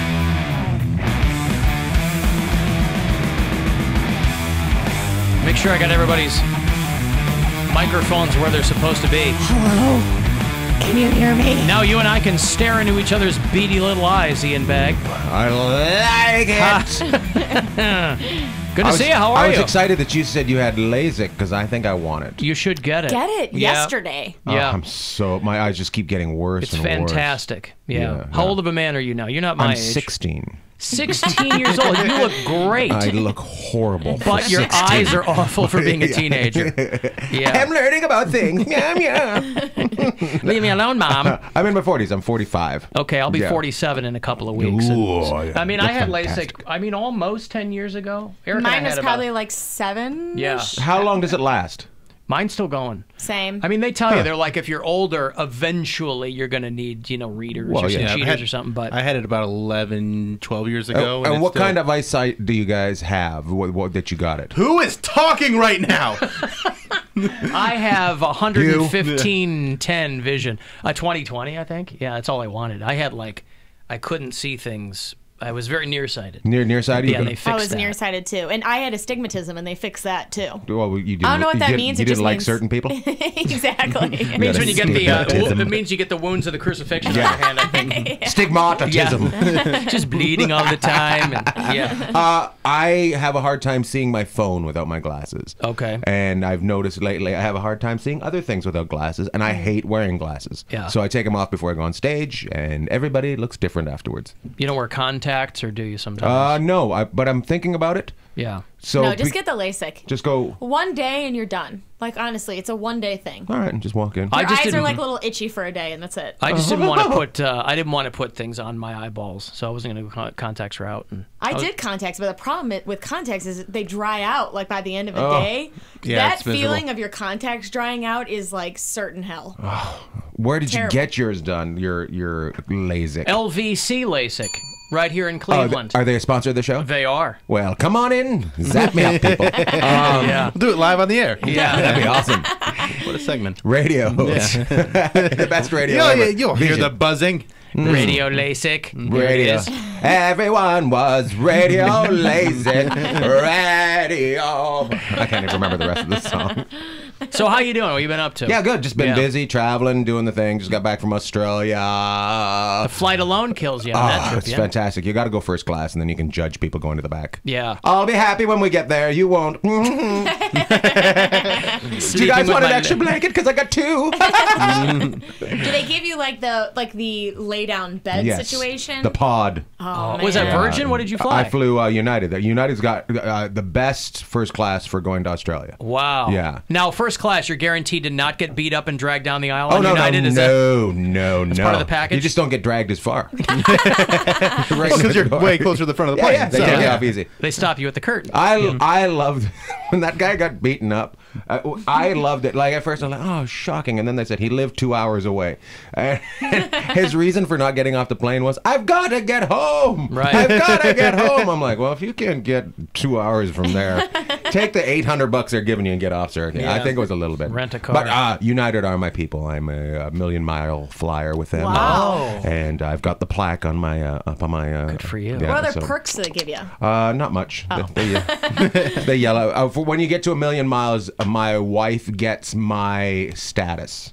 When she isn't Next flying of without kin. me. Yeah. Kinda. If you're killed in a. Yeah. Ironically, if you're Plane killed in a crash, she gets your miles. Oh, it's good times. You're like Clooney and up in the air. I miss United used to let you listen to the cockpit. Yeah. And they don't let you do that anymore. I guess something happened up there. You don't want to hear people screaming or snoring. Yeah, or snoring. You don't want to hear that. Or the guy hitting on the lady pilot. Yep. You don't want to hear any of that. Yep, you don't want to hear it. I actually do. Have you ever flown ANA?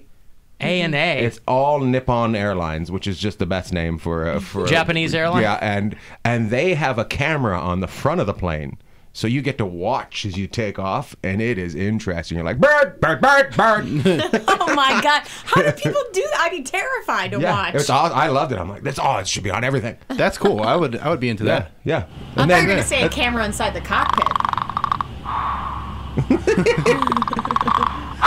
You don't want to hear that.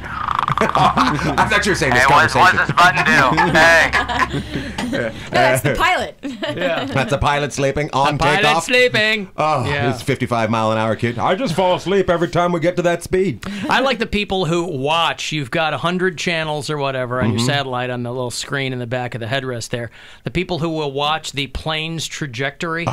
They go, we're here right now, but we're going to be here in a little bit. Now we're That's over the me. water. 5 minutes later, we're here. But that's secure my anxiety because Is that I'll really? go, oh, we're halfway through this flight. I can make it another Oh, is that? I thought 5 you were saying, inches on the map. as long as we're still in this video game, we're alive. Yeah, but your phone clock can tell you how far you are Yeah. in the thing. I know, but it's and there's your something ticket about tells you, seeing the plane. and your ticket tells you Yeah. where you'll end up. I know, but And the window allows you to see where you're at. Yeah.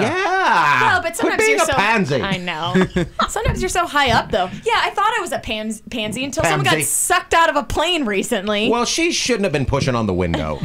I was on a plane a long time ago, and the window cracked. Yeah, and I was like, "Oh, this isn't good." And we landed rather quickly. Oh my land! I'm like, What are we "Oh, gonna do oh, now?" Jesus. Oh, Jesus. Yeah. I was like, "Oh." Was it right next to you, or is like it was, one seat up. Yeah, okay. So I would have seen. So that guy was really really crapping his pants. Oh, he was very excited about it. Yeah. He was like, "Excuse me, my window this cracked. window's cracking." That's not asking for an extra Sprite. That's my window just cracked. And of course, yeah, they were annoyed by him. Sir, I'm trying to pour a tonic water. I love the drinks that people get on plane. Everybody seems to drink tomato juice on the plane. They always run out of tomato juice. Yeah. Really? Yeah. Bloody Marys. Is it Bloody Marys? I think it's Bloody Marys. Well, we're getting up to 30,000 feet. It's time for me to get healthy. Yeah, I need some vitamin D. Yeah, I need to get some tomato juice. Some lycopene. What's that? That's it's in tomatoes. Yeah. Oh, man. You don't know lycopene? I don't know. You guys all judge me right there like I didn't take biology. Yeah. Listen, did you hear that woman who called before you came in here? No. She said, I have beady eyes. There was a caller. It said she. It's radio. How does she know? Radio's a very visual Stalker. medium now. You know, people I filming know. all the time. I know. I have full beady eyes. Well, let me look at you. Nope, they kind of Thank shake. you. Yeah, they're. Yeah. I thought you were. Hold on, they are a little close together. Now, were we going to talk about your testicles being too close together? I or your wanted eyes? to. That's I later wanted when to. we're doing Is It Red? Yes. We have a doctor that comes in that's a surgical urologist, and people call in with different problems that they're having. Penile below the issues. belt. Yeah. Oh, it's fun. Oh man, it's fun. I pee 2 times a night. I think that's okay. Yeah, twice a night. Yeah. You get, Sometimes. Are you getting to that point? Do you get up? I do get up sometimes, but sometimes I sleep right through it. Otherwise, I'm like, You wake up, you're like, oh, no. new mattress again. That's right. Rubber sheets. Delicious. Yeah, sometimes. Yeah, Okay. sometimes. Depends. Sometimes if I get a good sleep in, if I sleep for 4 hours, I will not be getting up in the middle of the night. But Yeah. You have a kid or? No child. We got 2 dogs. Yeah. You're married, yeah, though. Yeah, married. Yeah. Yep. I'm the Yeah. child in the relationship. Oh, I need okay. to be there. I wouldn't be first place if we had children, and I don't need that in my life. Right. You've got to be the alpha. Yeah. I'm a little needy. Yeah. Yeah. Baby, I'm a performer. Girl, when I come home, somebody's got to laugh at me.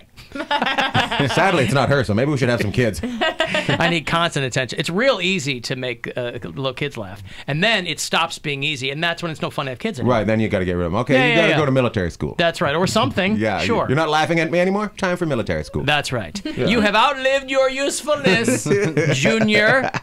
We can't park near the grocery store. Do they have that in this state too, where pregnant women get to park close? Yeah, they got those mother spots or whatever they call them. Yes. Yep. Well, what Expectant mothers. what I like are, it says, right, pregnant or expectant mothers. Mm-hmm. And they're like, well, you might have just missed a period. Yeah. Like, you don't know. You Yeah. can park in there. They don't know if you're... There should be You'd be late. Somebody should be out there making people pee on sticks. That's right. Yeah. That's all I'm saying. Yeah. Yeah. I agree. If Yeah. we're going to have security, we're going to have security. That's right. They should at least have to get a tag or something like you have to do for a handicapped person. You need some proof of pregnancy. Proof of pregnancy? I think their tag is on the front of their body. Yeah.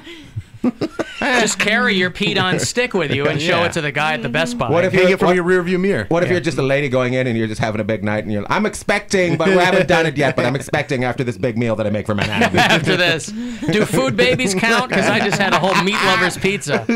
So I'm expecting a giant dump in your facilities here. Oh, giant eagle. I'm about to take a giant dump. Yeah, at the athlete's foot. I remember I was in what's that other Ohio town? Columbus? Oh, Dayton. Columbus. Yeah. That's very good. We Toledo. should play that game. There's only a couple. I was in Giant Eagle in Columbus, and I went into the bathroom, and it looked like there was a loaf of bread in. Oh, no. Yeah. And it scared me so bad. I left the bathroom. I was just like, "What was that?" I just went looking for the person that I could figure out who it was. You're just judging everyone. Yeah. Be like, oh, it has to be this guy over here in the sweatpants. Who's looking very comfortable? Yeah. Exactly. Who's looking lighter and Yeah. Who's looking airy? relieved, but somewhat sweaty. Any chance it could have been a loaf of bread? I mean, it was at the grocery store. Actually, now looking back on it, may have been a loaf of bread. They got to the bathroom and they're like, I don't want this challah anymore. Exactly. I'm out of here. I'm stuffing it down the toilet. Garlic bread? I can't have this. They don't want unsliced garlic bread. You use that as right. a visual too. You're trying to kick carbs. You see bread in the toilet, and then anytime you see a loaf of bread, you're like, toilet bread. Toilet bread. Oh. Negative reinforcement, I believe they call it. Aversion therapy. Yeah. You know, now when you want bread, you go, flash back to that toilet. I think of Columbus and I think of that toilet. People people think that like gas station or convenience store toilets are the worst. It's always supermarket toilets. Oh, yeah. Because it's somebody who has gone in there, maybe not even to shop, but they're always in the back of the store. Make so a like, quick stop. I got to get in there. Nobody will suspect me because I'll dip in and dip out. and it's always it's like somebody exploded something. Yeah, it's never a good scene. I feel bad for when Starbucks said, our bathrooms are open to anybody now. Right. And I'm just like, oh, well, I'm guessing people don't want to work for you much longer. I'm going to be a barista, and then you get a horrible hepatitis.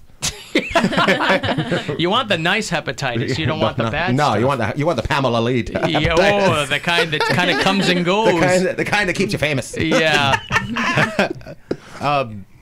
Department stores have nice bathrooms. Like a Kohl's, Target's yeah, and they always pretty have good. like the sitting room inside too. They're like, the waiting area before the bathroom. It's I think just you like said the that fart wrong. room, basically.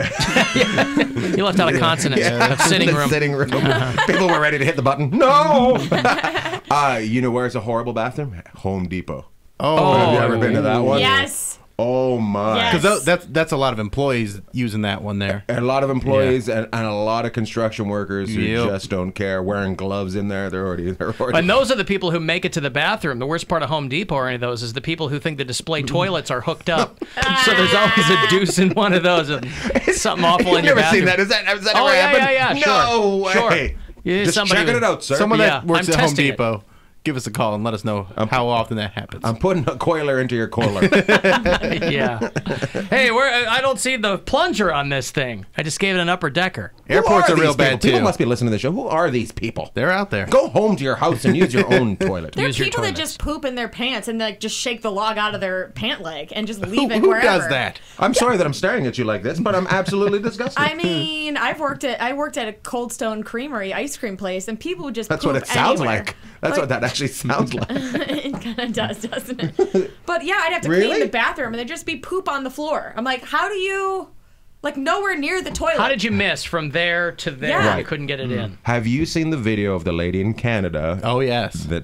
Was that in the Walmart? No, in a Tim Hortons. Oh, she just leans up against the thing and Yeah, shakes and it then, out. then she starts throwing throws it. it, yeah. And I'm like, did they open that store ever again? Because that's not good. Because you it's gotta- someplace that they're not going to find. That's a Canadian mass shooting. Yeah. People left flowers at the site. People were like, oh, did you hear about the Tim Hortons that closed?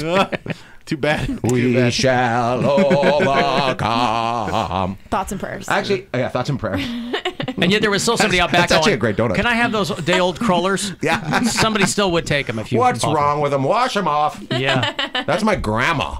My grandma, she used to buy bread with mold on it and then cut off the mold and then serve it. And I'm Sure, like the day-old bakery, you get the Hostess fruit pies and all that crap. How much are you saving on that? That's a day. I have no idea what. Doesn't seem like it's worth the savings. My grandma's. She shouldn't have been driving, first of all. Yeah. And then I swear to God, I seen her run somebody off the road. And I told my grandpa when we got home. He's like, "No, you didn't." I'm like, "Yes, I did." He's like, "No, My you grandpa didn't." had Yeah. no peripheral vision.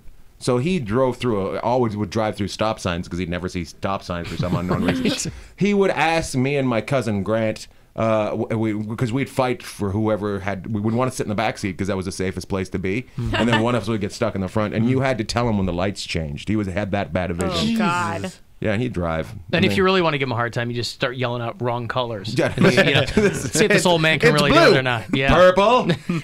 Purple. Papa Lou, that was it. He'd leave his Oh. canes on top of the car all the time too. Kind of like sirens, he'd put canes up there. Old people coming, hey there, hey there. Well, at least he was warning people in a way. Yeah, that's nice. He's just trying to help the people Cutting the mold off the before bread. they kill them. Yeah. That damn socialized medicine. People got to cut their mold off their bread. Make their own antibiotics. penicillin. Yeah. Is that- yeah, penicillin. Yeah. Well, they should be keeping their thing in their pants. They won't be needing the penicillin. Ian Bagg is at Hilarities this weekend. The Late Show tonight sold out. No more. Why is it? You all right? Is there a late show tonight? Yeah, 10 o'clock. I don't think there's a late show tonight. 10 o'clock? Well, it says sold out. Well, there's a Well, that's little because- basketball game going on, so I don't think that. It says sold out. Okay, it's sold out. I'm just Yeah, so telling don't you. come I to the don't late know if I show. just threw myself under the I'm bus. just telling you what they're telling me. People like you. Sorry that I'm laughing. So you're telling me that Sold there's... out. I'm trying to sell you some tickets here. I know. You're telling me that there's no late show? No, it's sold out. It's sold out. Thank There you you. go. That's what you're telling me. LeBron's going to come over during the game Hey, cool. and buy up all the seats and watch me. And then tell you where I'm he's going to going give to him play a pep next talk. year. Yeah. It's not inconceivable. That could happen. Inconceivable. Inconceivable. Yeah. 7:30 show tonight. Yes. 7 and 9:30 tomorrow. And then 11. 7 They're going to make me do o'clock on 11 as Sunday. well, I think, tomorrow. On Make up for it. Saturday? Yeah, make up for it. They're like, you got to make up for it. All right. Tyrone Lue is going to come over and Yeah. see this. Hello, Coach. 7, 9:30, and 11. How tall is he? Oh, he's taller like than I 6'2". ran into him at the 6'2". deli. Yeah. Yeah, he's a little taller than me, Nice. and I'm not tall. Because they, But, make, you know. they make him seem small. Yeah. Like when they stand around him and he's trying to yeah. give them orders. Right. It's like, what do you want, child? Well, he's like a human apostrophe. He's just kind of there. He's kinda You know, there. I mean, I don't know how you coach LeBron. I know. Well, you just kind of guide him, is what you do. You know, by the way, if you go to ianbag.com, you're Yes. wearing a shirt that says Cleveland minoring in hockey since 1929. I love that shirt. What is that? It's a shirt that was sold at that fantastic CLE shop on. Oh, Sealy Clothing. Yeah. I love that place. It is- Okay. I pick up shirts every time I'm there, and that was a shirt there because the year they won, the basketball Calder won. Cup. Yeah. They also won in minor hockey, Yeah. and nobody even noticed because Monsters. everybody, yeah, everybody was Yeah. cheering for that, so they've made that shirt in minoring in hockey since. Beautiful. They all Yeah, went so- out to the same nightclub, And nobody knew. and people Who were are those like, white guys hanging with How come they have a trophy? What are those guys doing? What? Yeah. What? I'm trying to think of that guy on the team, but who's the white guy on the team? All of them. Which Kevin Love? That's right. There you No. Why's Kevin got all his family here? Yeah. Oh. They do good work over there. They got WMMS T-shirts and all kinds of stuff. Yeah, and if you use what is it, Summer? Summer is your promo code. Yeah, you you get get 20% 20% off. I'm going there Go tomorrow. over there. Yeah. Really? It's, Oh, yeah. Honestly, it's one of the best T-shirt shops in the country. It's fantastic. And I get asked all the time because I have so many shirts on there. Are you from Cleveland? Right. And I'll be wearing on stage, and people are like, are you from Cleveland? I'm like, no. And they're like, well, why are you wearing that shirt? I'm like, you're allowed to wear things from different cities now. Yeah. Now you are. Yeah, and it's just never passed it. it's never been that you wear a T-shirt from the city you're from, has it? It didn't used to be, It didn't but used to be. Cleveland, Now it is very much a Cleveland thing to do. Yeah. Just Cleveland? No, everywhere now. Chicago, Detroit. But it's I mean, always been a thing to wear like I Heart New York or like you know, you wear a T-shirt from another city. I don't think. Yeah, right. I got You're Like not from vacation there? cities where like Myrtle Yeah, usually Beach it's and stuff. vacation Myrtle Beach for sure, destinations. Yeah. Used to be Hard Rock T-shirts. You know, people. Yeah. Yeah. Hard Rock, Tokyo. You're like, you didn't go to Tokyo. Yes, I did. Don't judge me. Konnichiwa. Yeah. Mr. Roboto. You've got a Hawaii shirt on. You're I not went from there. Hawaii. I went to there. I chased chickens in Hawaii. I got Yeah. the chicken shirt on. This was pre-volcano, Pre-volcano? I hope. Oh, afterwards, as soon as I went, that makes it easier because I run to the volcano. You got your chicken right there, all done for you. Yeah, look at that. They're Nice. leading you. Yeah, so- They said the biggest freshwater lake in Hawaii evaporated. yeah, it's because of gone, the right? lava. Yeah. And didn't like a kind of a cove has disappeared too. It's just been filled with. Yeah, filled with lava. Yeah. Hot lava. Yeah, it's just so it's going to be a different island now. They're going to have to Magma. redo the map. You'll be freaking out because the map's going to be different on the plane. Oh no. So you'll be freaking out. Where are we going? This doesn't look like it. We got to get out of here. Are we in the Philippines? Yeah. Kind of. I don't know if I don't know if I'd ever get on that 9-hour flight to Hawaii. Because don't you have to take two planes too? You have to take like a regular one, then you have to take a little hopper to get to the islands. Hopper. Puddle jumper. A hopper. I don't do that puddle jumper stuff. No, Too thank busy. you. I'm Yeah. a famous person. So famous. If we don't take a 777, I'm not going. I just feel 7-7. like the plane should be large and not rickety. You know? Well, I like rickety. It feels like you're Indiana Jones. Yeah. When you know, I like Yeah, that. it makes it You're an going to adventure. adventure. You know. You from the back of the plane. Da-da-da-da-da-da-da. Yeah. That guy's freaking me out. Can he shut up? I got a You fedora. call him Dr. Jones, dog. Dr. Jones. I'm getting conflicting reports on the text, by the way, about the dumps at the Home Depot toilets. Let's hear him. Well, Alan, my husband's worked for Home Depot for years. No one poops in the demo toilets. Alan, I live in Queens. People dump everywhere at the Home Depot. Yeah, That's I funny. think that could be a factor of where it's Location. at. Yeah. Hold on. What was the first one? She said my husband has worked at Home Depot for years. No Oh. one poops in the demo toilets. Huh. That can't be true. But when you get to Somebody's Queens, gotta- it's going to be happening. Yeah. It's hard to find somebody that actually is working in Home Depot when you're there, when you have a question. They get they That's are why- they're hard to find. That's why when I go to Home Depot, if I'm just shopping, I always wear an orange vest because Oh. it's fun. Just to Because answer people, questions? people just ask stuff. I don't have answers for anything, and then they walk out going, "God, this guy doesn't know anything." Yeah. They go, "Where are the ladders?" I go, "I don't know." Probably near the wrenches. I don't know. What do you need? A hammer? Ladder aisle. Yeah, hammer aisle. I didn't do this on purpose, but it leads into something I need to tell you about. I am doing a podcast. Yes. I bought a house in the Virginia Shore, and I'm Okay. doing a podcast with a contractor, and it's about renovating the house. Oh, I would love this. So yeah, Where it's- in Norfolk or where are you? Yeah, Like, it's on Cape Charles. Yeah. So What right kind on of there. style house? It's not an old house. It's just like built in 2004, and I got it on a short sale, and it just needs to. I'm turning it into a family vacation home. Is what I'm Ooh, turning look at because you. my wife is from there. My Okay. mother-in-law is living in there, so I'm doing all sorts of things on it. It's just So you're doing a podcast with your contractor. Yeah. Okay. so and What's it's it called? It's called Ian Bag Bought a House. Yeah. I see what you did. Yeah. See, I'm pretty obvious. But I love going to Home Depot now, and I love playing that music from the commercial before I go in there, and everything gets me To get you all fired pumped up? Yep. I never thought I'd be a Home Depot guy. Are you a Home Depot or are you Lowe's? Home Depot. I'm Home Depot gal. Yeah. I like both. I like both too, but I've I'm been more to Home Depot. Home Depot is just closer to me. Okay, you know? that's why. But then it is like when I was younger. That was my dad was all. You didn't way wanna go into there. that stuff. I didn't want to go there, and now I'm older. I go, oh man, I bet I could use one of those. I don't even know what it is. I go, Do you I bet wish I you'd could listen use... to him? Oh yeah. Oh man, I'm so mad at myself. Yeah, I just didn't have that gene. He like Yeah. knew everything. He goes, well, you'd use that, and it was Yeah. and because he was like an engineer, so he knew. knew. Yeah. But I didn't have that gene. Both my Me. younger brothers had that gene. Like my middle brother built a garage, Oh, I hate like him. a 3-car garage or like 2-car, but then for his boat, he built a garage. Yeah, And I was hired like, a guy to do that. Yes, Yeah. I think if you can afford to hire a person, Yeah. you should do that. But I still love walking through. I've become much handier than I used to be, where I can go and I go, I need this. I know what I need. I know how to use it. Right. It took a long time to get there, though. It takes. There's still more I don't know than what I do. Well, that's but- why I started the podcast. I bought the house a year ago. I started the podcast about 2 months ago, but it's because I was so overwhelmed with things. I Yeah. was just like, and I don't know. You don't know. It's where to start, where Yeah, to well, you don't begin know to with start. You anything, don't know. yeah. You don't know the order of things. So of course, Yeah. we did the counters first when you should have done the one. So Yeah. wait, so the guy works on the house and then goes over and sits down and you guys talk about it? Or No, how's it work? he comes out and he checks it every so often. We hire subcontractors. Oh, he's like the foreman. Yeah, Yeah, okay. so he's on the West Coast as well. I see. So, but I just he was a guy that came to a show. We started talking, and then I started asking him questions about the house. And I was like, "Hey, would you want to do this on a podcast?" He's like, "Yeah, sure." So we started doing it on the podcast with Wow, him. look at you. Yeah. So now we just came out not too long ago. Now we have people going, "Hey, can I call in and tell you about stories?" So hopefully we'll have other contractors. Oh yeah, in. because everybody would have crazy story, like Deal. money pit type stories. Yeah. But I love owning that house and doing things to it. And you learn things along the way. Yeah, you learn things, and he's dealing with me because I'm so ADD. I'm like, okay, so we got to do the laundry room. Do you think a pool would look good on the side of the house? I'm that guy. You know? Yeah, right. So, That's a dovetail joint. You're Yeah. like, where's the flagpole go? yeah, we need a flagpole. 3, right? Once to say Holiday Inn. Ah, boy. Well, it's always good to see you. It's always good to see you. Thanks for coming. This is the best radio show in the country. I'll tell you what. CLE Clothing Company, best T-shirt in the country. This show, best show. in the I country. love Cleveland. It's amazing. You should have bought a house here. I should have. Your but wife should have been from here. She's a little judgmental. Yeah, it's She's okay. like, "That's a lake. We don't do fresh water." She's very much like that. Yeah, I understand. Here's my question. Gotta And keep I the said it wife happy. earlier today. I said, have people tried to poach you into other markets? Yeah, sure. And you just refuse to go? They have continued to make it worth my while to be here. Are you syndicated? No, but we're on an app.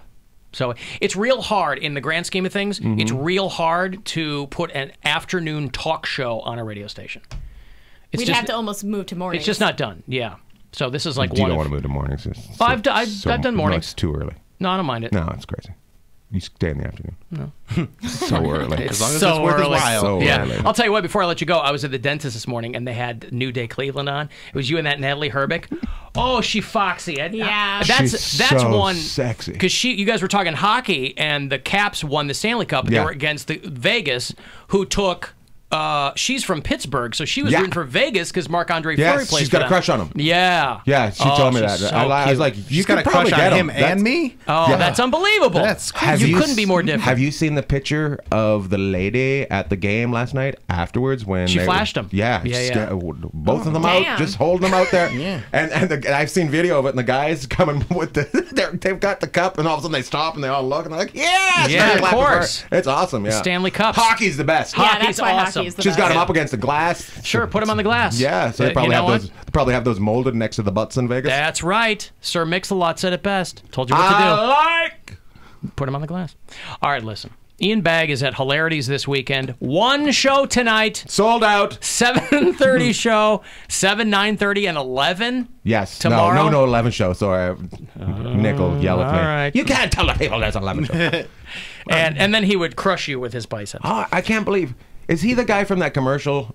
Do you know what the commercial I'm talking about that you find in the books on the plane where the guy, this was me before. Oh, yeah, this is me now. This is me Yeah. at 70. This is me at 90. And he's all Right. buff. You're like, Except that guy's taking like HGH. Yeah. Nick is just, Just natural. popping dudes' heads off. yeah, he's just natural. But you can tell because his forehead isn't massive. Right. Just by sheer force of will, Just he when looks those like guys that. take that HGH, you're like, what's going on with your head? Yeah, you look like Easter Island. My brain is getting bigger. I'm fighting people 5 times a day. I'm 52. Where can people listen to your contractor podcast? It's called Ian Bagg Bought a House, and it's on iTunes. It's on the Spotify, or you can just go to. You can follow it on Facebook. Ian Bagg Bought a House. There you go. You can go to Ian Bagg at Instagram. That's my best thing that I Okay. like. Bagg do you with guys- 2 G's. Yeah, double G.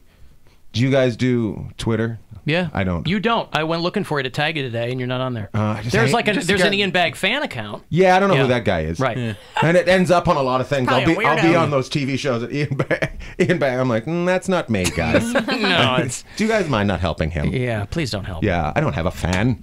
Yeah. Well, we'll find you on Instagram then. Yeah, please. All right. I love Instagram. Mostly Instagram's pictures of my great, yeah. dogs. It's mostly pictures of my dogs. Okay. That's great. The baguettes. Is that what you call them? I call them baggers. Baggers. Okay. Get your leashes on. We're going for a walk. Leashes.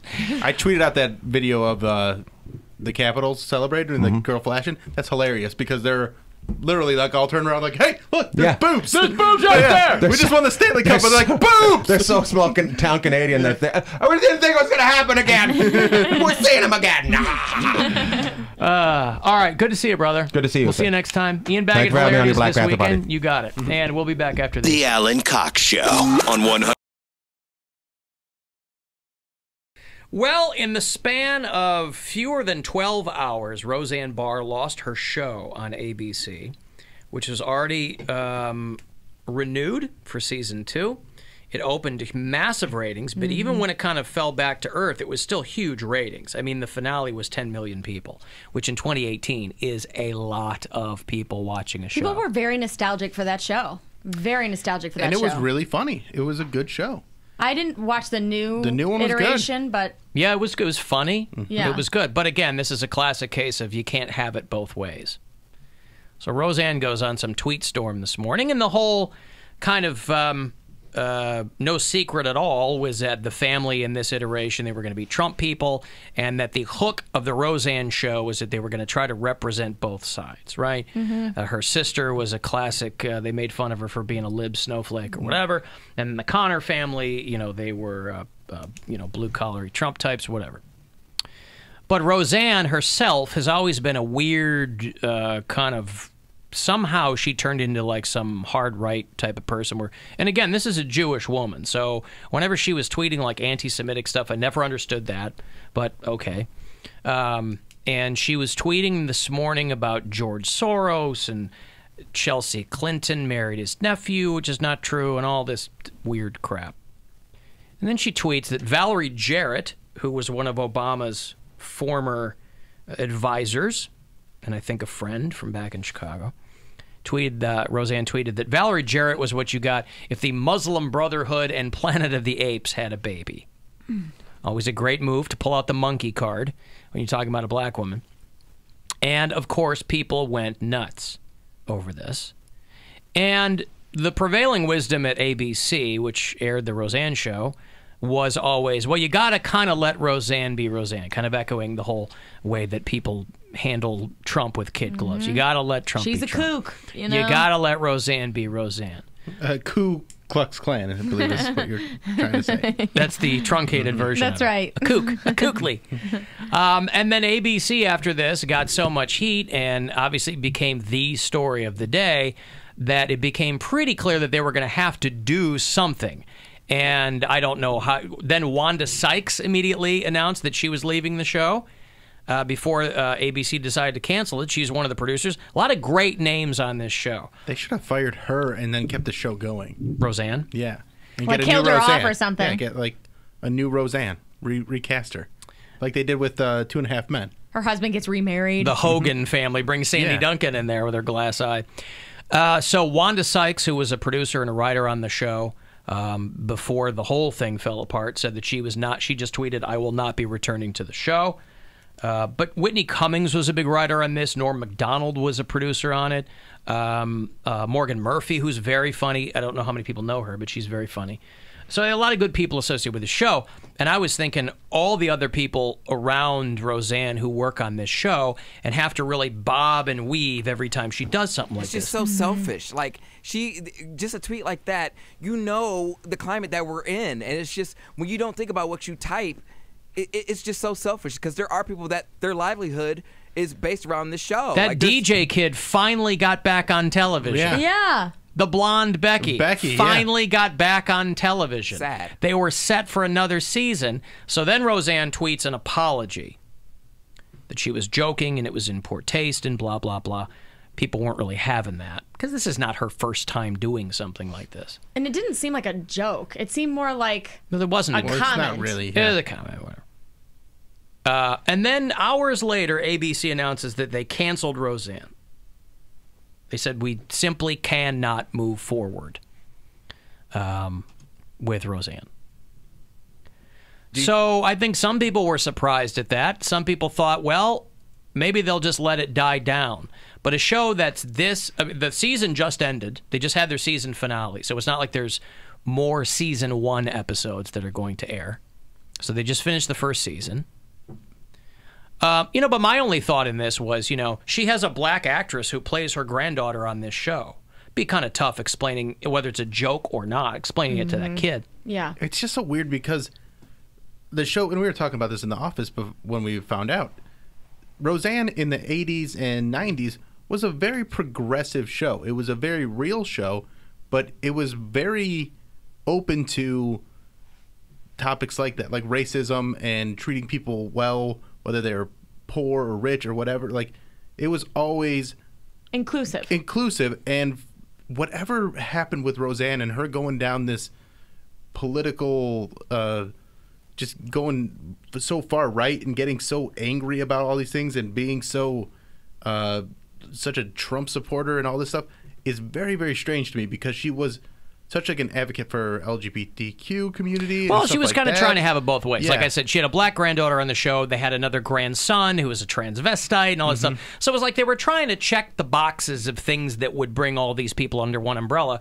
which is in theory a great idea, but you believe what you believe. And if she's a kook, sooner or later this is going to happen. I blame the nut farm.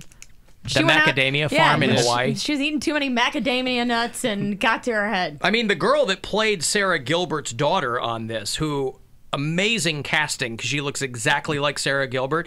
She had tweeted that she was in the process of quitting the show before they announced that it was canceled. wow. So there were people jumping ship. Wanda Sykes, Sarah Gilbert, who really was instrumental in getting the show back on the air. Yeah. She's the one that put Roseanne and John Goodman kind of back together and said we should do this. I still think they should keep the show and just fire Roseanne. And, they killed John off for that last season. But would you watch a Roseanne-free show? Yeah, she kind I of would you? Oh, absolutely. But she's kind of the glue. She's the glue. But I love John Goodman. John Love Goodman's him. great. Sarah Gilbert's great on Yeah, that show. I agree. And Jackie, what's her name? Laurie Metcalf. She's awesome. Like, those are the funniest characters on the show. Roseanne kind of is, she's the reason they're all together, but she's annoying. You know what she's they the do? least likable. They replaced her with Rosie O'Donnell. Let's call it Rosie. Go the exact opposite way. Yeah. So the Roseanne show over there at ABC just because of this one tweet, and I also hate when the story first broke, they were a racially charged tweet. It's a racist tweet. Nobody wants to. It's like when they say Trump plays fast and loose with the truth. No, he lies. He lies all the time. Nobody wants to say lies nonstop about things big and small. It's always, oh, well, he's a little bit disassociated from reality. He lies about every single thing. So to say racially charged tweet is a racist tweet. Doesn't get more racist than making a monkey reference when talking about a black person. I don't know how you get around that. That is just straight up racist. So in the span of a few hours, I mean, even by modern standards, this was pretty swift. Do you think that she'll be picked up by another network? Or do you think no one wants that? Not right now. Nobody wants to do anything. I'm talking because about all those other people would have to. This only worked because it was everybody on that show. So if half those people are like, hey, listen, if you're like John Goodman or any of the principal characters, you probably still love Roseanne, but in your brain you're like, I can't explain that. You're like, she's a friend, but what the hell's in her head? But if another studio... Everybody knows she's certifiably kooky, but this goes to past kooky. It goes to a place that you can't defend it professionally or personally. I feel like if another studio gets some studios will be happy with half of the ratings. Like, okay, so we're not going to get 10 million. We'll settle for 5 million. But no advertisers, because the people come out in force and boycott every. Listen, ABC did not want to kill this golden goose, so I guarantee in the span of a few short hours they had to do a cost-benefit analysis, and they had to go, are we going to lose millions of dollars in advertising if we continue with this show? Yes. Is it an expensive show to produce? Yes. We just can't do it. It's not like they wanted to let the show go, but you have to play the numbers, and you go, there's no upside for us to continue this show. They'll die down. I think they just bring back Family Matters, and we'll be fine. Yeah. Reginald Vell Johnson back in the mix? Yeah. All right. Just bring them back. Now, are we getting Steven or Stefan? I don't know. I don't know where it left off. Yeah, I didn't finish. I don't know if I watched. This last pair this week for you, for caller 13. Good luck. 216-578-1007 or 800-348-1007. From the Final Touch Construction Studios, this is the 50th anniversary of WMMS Buzzard Radio, an iHeart radio station. Ask Alexa to play WMMS on iHeart Radio. Now back to the Alan Cox Show.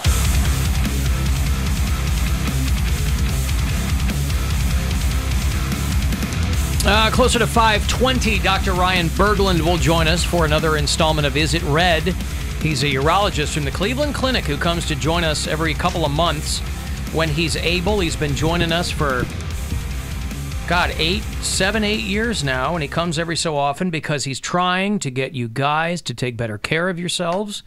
And so if you've got some weirdness going down in the strike zone, he will be here to help. He can answer all kinds of questions ranging from vasectomies to, we've had moms of teenage boys call in asking how much is too much when their kid's behind the bedroom door and it's locked. So if you've got a question for him, you can email it to me early. Otherwise, we'll take your calls and texts when he comes in. Tribe game tonight. They are in Detroit, first of the weekend series. That's a 7:10 first pitch.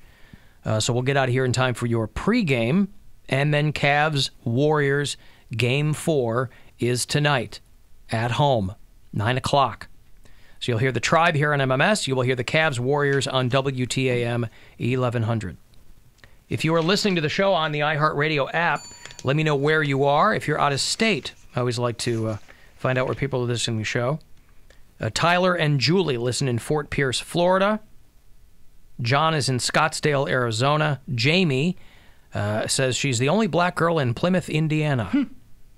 So congratulations, and be careful. I believe her. Ziggy listens in San Antonio. Rob is in Hattiesburg, Mississippi. And Ayumi is in Kona, Hawaii. So thanks. Speaking of which, I got a funny letter from Darren, who's another listener in Hawaii. And he goes, he sends me 2 graphics. What people imagine the Hawaii lava flow looks like, which is just red all over the island, and what it actually looks like, it's a very small part of a small corner of the island. And I told him, I go, I thought that first graphic is what it looked like. He goes, Hawaii is very dependent on tourism, and it's starting to hurt because everybody thinks they're flying into one of these disaster movies. He goes, it's a real small part of the island. But we don't know. So you can go there. Yeah, because everything we see is, oh my God, they're being overrun with... I probably have you on the wrong mic, don't I? Hello? There you go. Boy. It's okay. I've been playing musical chairs today. That's all right. Erica's off to the side here. So it is really just a small portion then. Yeah, can you see this?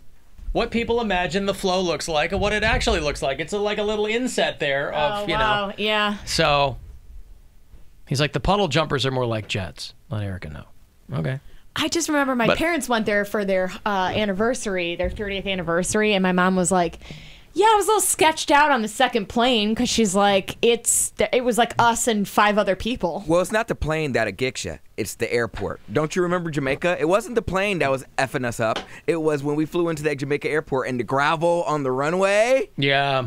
That See, was I don't rickety. even remember that. Some of those You were tiny, passed out, actually. Some of those tinier airports. I remember when we flew to the British Virgin Islands, when we flew into Tortola.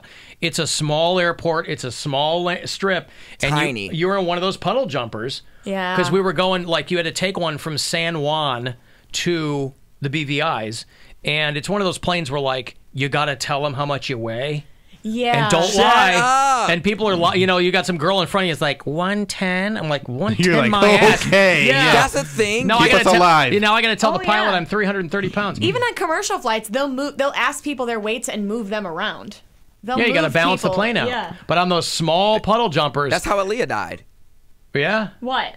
She actually weighed 150 pounds. And plane was too heavy. Yeah. Aaliyah, the singer, when she went to, I think it was like the Bahamas or Barbados or one of those islands, when she was coming back, the plane was overweight. Like it had too much weight on it. And they had all the luggage from, you know, being there for a couple days. And, you know, the hairstylist has their stuff. There were a and couple of the people everyone- that went with them that weren't supposed to go, I think. Something like that. Who, okay. you know, and then she Gotcha. went down. That is live sound from the Aaliyah crash.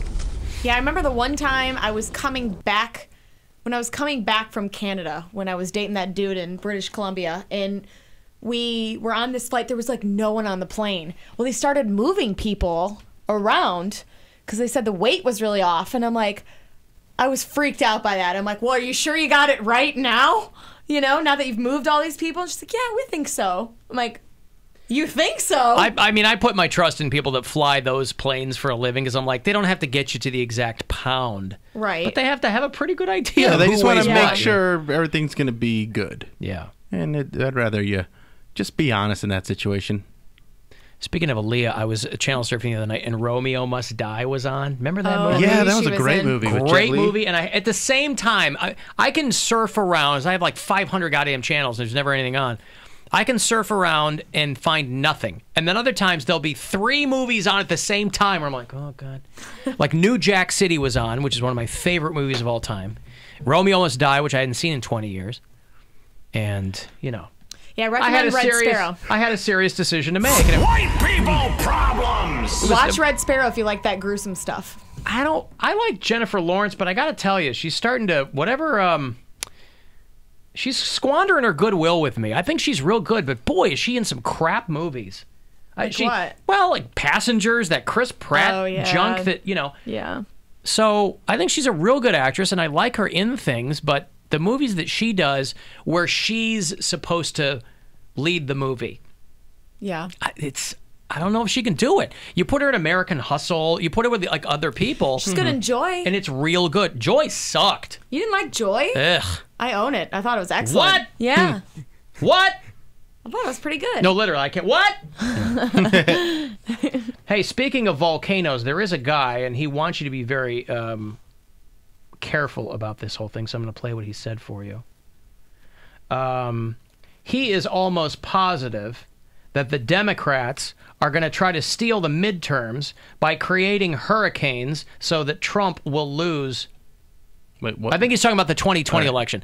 Again, I'm trying to figure out what the hell this guy's talking about. So he's either talking about Trump candidates will lose in the midterms, or Trump will lose his reelection campaign because Democrats can create hurricanes that will jam up with sin. Huh? You create hurricanes with sin and That's right. gays With and, homosexuality and yeah, that's things right. like that. Yes. All right, I gotta get cooking, guys. I'll be back. It's Pride. Is it another Pride weekend? Oh, I got two more Prides coming up. We're going to Columbus next weekend. Okay. And then Toronto the weekend after next. Oh, that'll be fun. I know. Toronto is a blast. I love that city. I'm trying to get more use out of my passport. So The only hurricanes you're going to be concocting are those blue drinks, those overly sweet alcoholic beverages. Adios, mother effers. Yeah. Well, here's this guy. And one of the things that the Lord has been showing me is that this could be a very nasty hurricane. Apparently, Jesus is a weatherman. Wherever this guy lives, Lord's been showing him hurricanes. Is that this could be a very nasty hurricane season. We're already getting effects down here in Florida. Like I said, we just had one come through here. It was a subtropical system. It doesn't normally start this early. And that's what the Lord was showing me. It could possibly get, if they don't get control of the technology right now, which we both know there's technology out there. Irma and Harvey were both generated and steered by man. Both these hurricanes were. Okay, so Irma and Harvey, both created by people. Right? People are creating hurricanes. Right. As long as it works, who cares? The Illuminati. Could be a couple of nasty hurricanes right before the election to upset the election so people can't vote, they don't have power, so forth and so on. There you go. So the goddamn liberals are going to be making their hurricanes so that the voting machines and the power is going to be out. But how is that going? That's not going to benefit. How does that benefit liberals? Because we're immune. We can go out into a hurricane and not get swept away. Or because they're in red states. Yes, yes. Are you sure they're not talking about hurricanes so that more elderly people can go vote? With the grips on the cane? Yeah, they're just making more Hurricanes. hurricanes so that senior citizens can get out to vote. Yeah. Hurricane hit New York. That's a blue state. Not a hurricane. That was like a superstorm. Yeah, I was like, well, I what mean, do they call that? That was Hurricane Sandy. Hurricane, yeah, okay. So that guy who got shot by that FBI agent in that club was on the news. The video, I assume that most people saw a couple days ago of the FBI agent who was drunk and off duty. And he's dancing in a club like he's trying to breakdance or something. He does like a backflip. His revolver comes out and it falls. He goes to get it, fires off a shot, gets some dude in the thigh. Guy wants an apology. I heard a loud bang, and I thought, oh, some idiot set off a firecracker. All of a sudden, from the knee down became completely red. And that's when it clicked in my head, oh, I've been shot. Already shot in the leg. I originally thought, when I found out I got shot, it was an altercation that I got hit in the crossfire of, because civilian casualties like that, dude, those happen. But when I saw him do a backflip, I couldn't help but laugh. There was no pointing, there was no aiming. I don't blame the guy. What? White people. All I had to do was laugh. He was shot trying to go back. Oh, man, he got me in the leg. Man, black baby like, hell no, call my mama. Get the bail money, got the Glock. Yeah, but this guy's probably just thinking he can get free drinks for the rest of the night, Man which he down. probably can. Man I want to ruin his life. I just want a private phone call from this guy. I just want to focus on my leg getting better than anything else. He sounds like he's about to laugh the entire time. This guy sounds like he's a real Emmy Award winner, too. Yeah. This dude, man. ABC News, before the interview, tried to make a pun about the whole thing. 24-year-old Tom Reddington went dancing with friends over the weekend at this Denver bar. A few feet away, 29-year-old off-duty FBI agent Chase Bishop is busting a move. But during this backflip, he drops his gun, accidentally busting a cap. Yeah! Busting a cap in his ass! I love news guys using slang. It's the best. Chase Bishop. That sounds like a made-up movie name for an Special Agent Chase Bishop. He was at your busting service. a cap. Cap in someone's ass. Jack Reacher and Chase Bishop team up to take down the bad guys. How is this guy not in jail? How is he not I don't know being what happened sued? Well, he could be getting It might be, sued, yeah. yeah. I don't know what happened to the agent. If this was a black I definitely man, would sue the guy for my medical bills. Yeah. Stupid. But the dude that got shot just sounds like it's all hilarious. Well, who's going to reimburse that cop for his bullet? That's true. That's true. Both aren't free. 23-year-old guy in Boston killed someone. This was a fatal hit and run on Wednesday. But the police let him go because they didn't have enough to arrest him. But then he did an interview with the local news and confessed to everything. What? Unbeknownst to him. So the police arrested him and charged him. That's amazing. He's like, yeah, it happens all the time. Right now, I'm not worried about nothing, man. Like I said, I'm not a stone cold killer. I didn't do nothing on purpose. People hit and run people all the time. I'm driving too quick to the point where it's like I couldn't really stop, but it was a green light. So as the guy was walking, the light is green, I'm driving, and I'm pressing the horn. Beep, beep, beep, beep. It was either I was going to die and crash into a pole.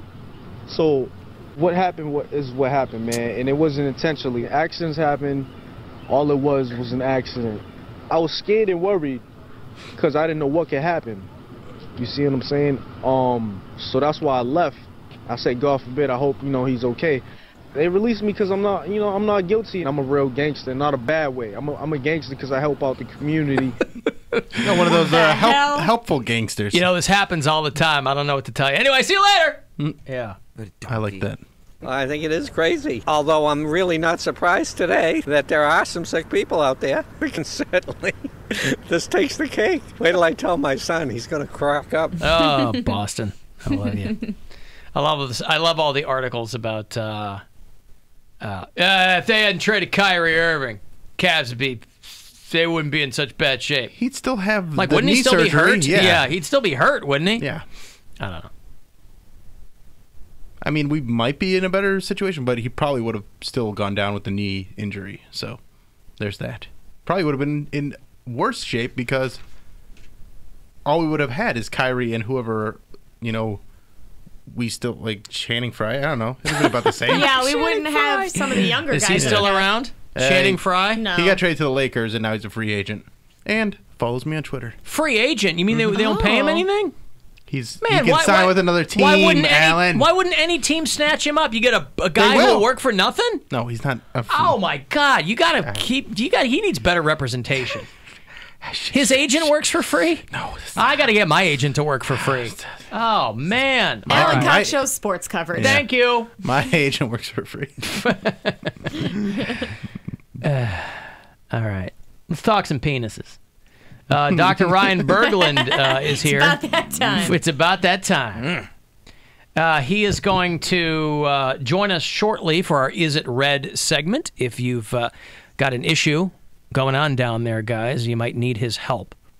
And he comes every so often to give you just that. So if you've got a question for him, you can call it in, 216-578-1007 or 800-348-1007.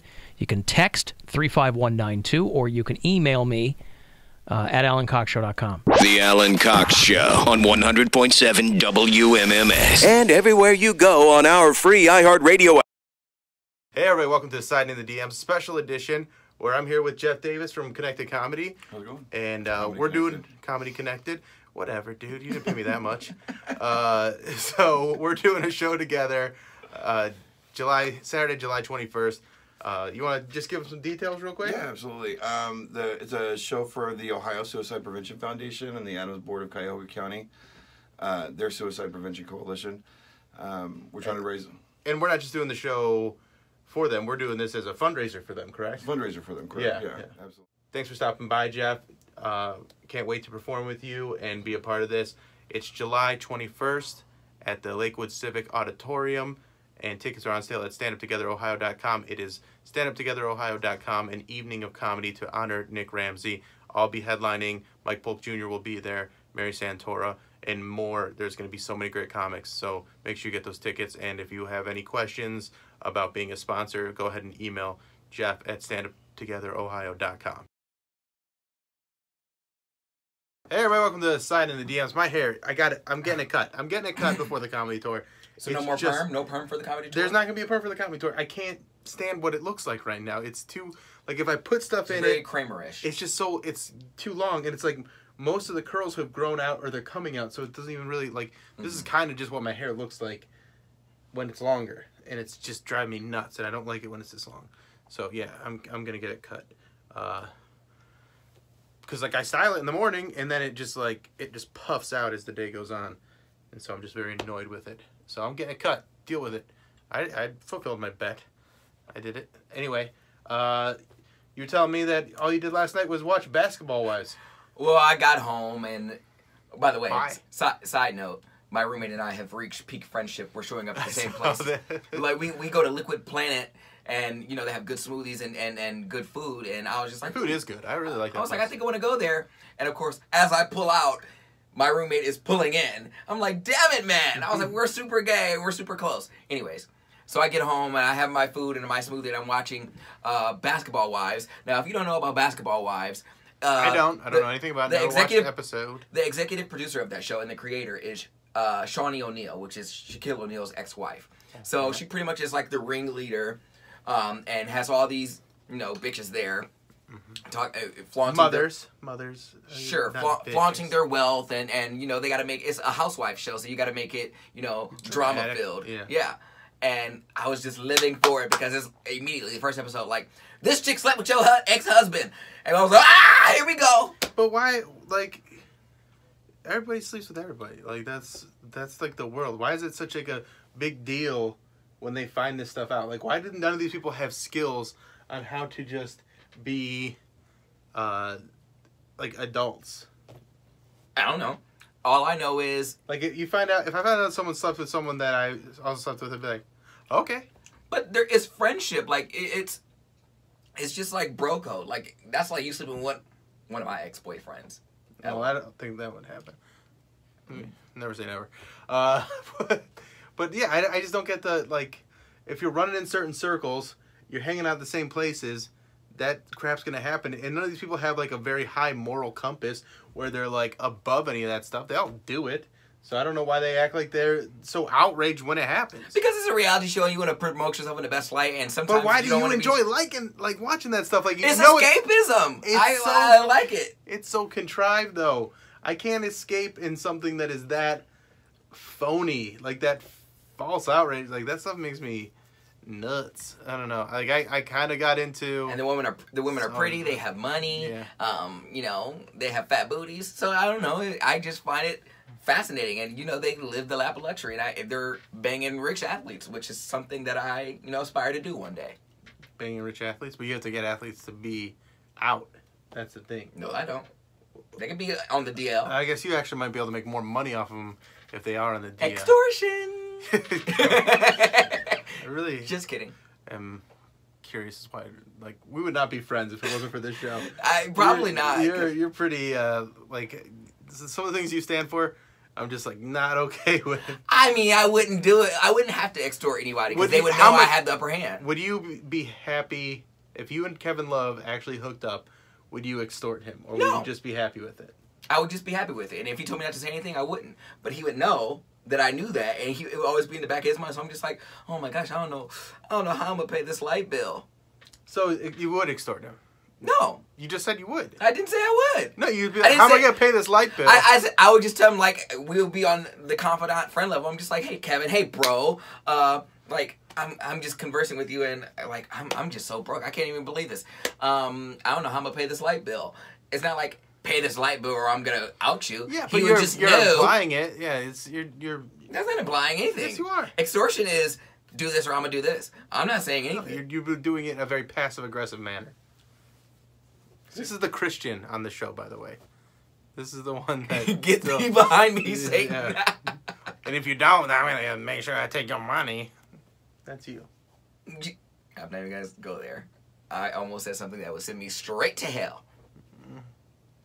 All right. Well, as you guys already knew, Pound Cake is a piece of shit.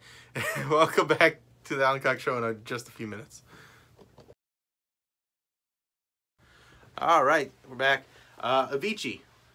They just made a statement. His family, another one. The first one was very vague, like, oh, there's Avicii, and he was sad, and blah, blah, blah. But they didn't really say much. This time. I didn't see the statement. I just heard Madison just popped in here, and they were saying they hinted at he might have committed suicide. So I was like, why would you hint at something like that? So they said he couldn't take it anymore. Take what, He just couldn't go on anymore. More money, more problems. I couldn't imagine what he was going through. Obviously, it must have been something that we're unaware of.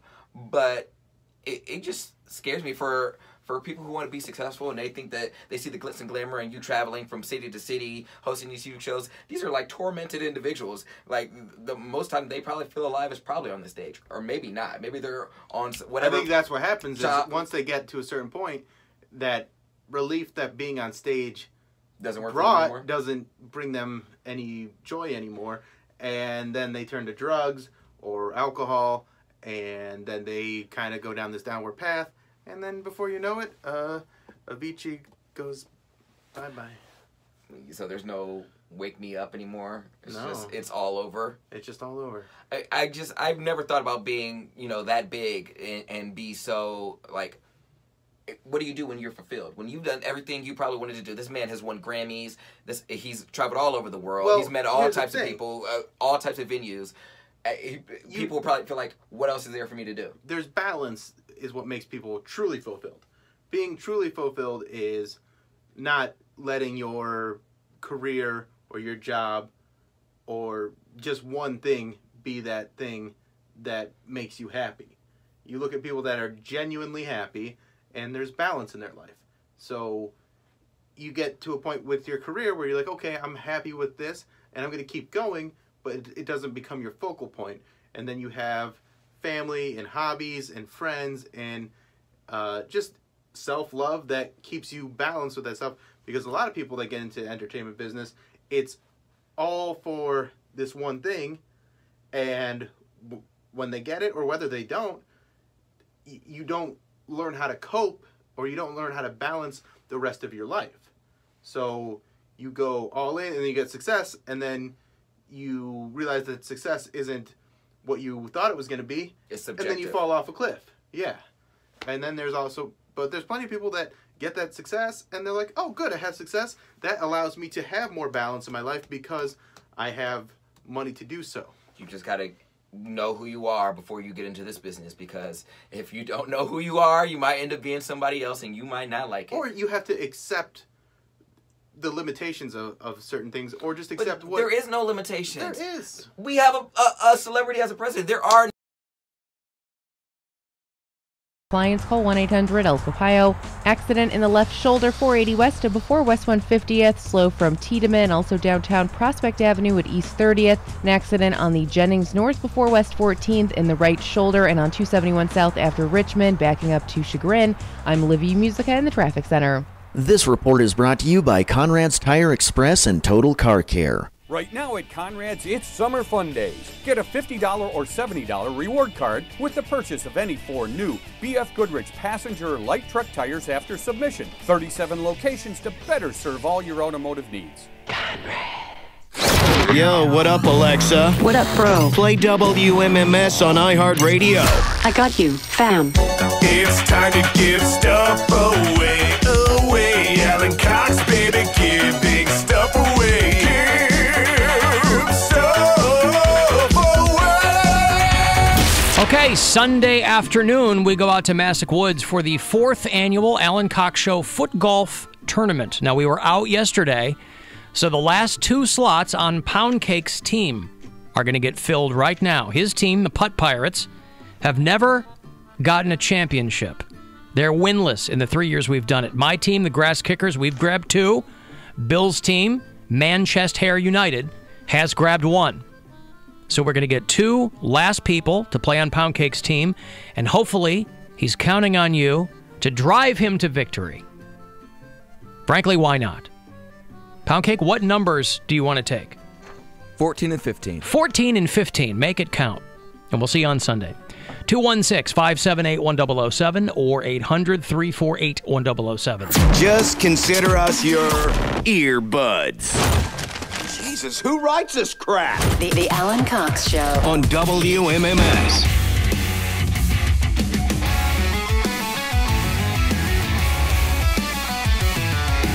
$35192 if you've got a text for Dr. Ryan Berglund for our Is It Red? I will have a different keyword for you here in a few minutes.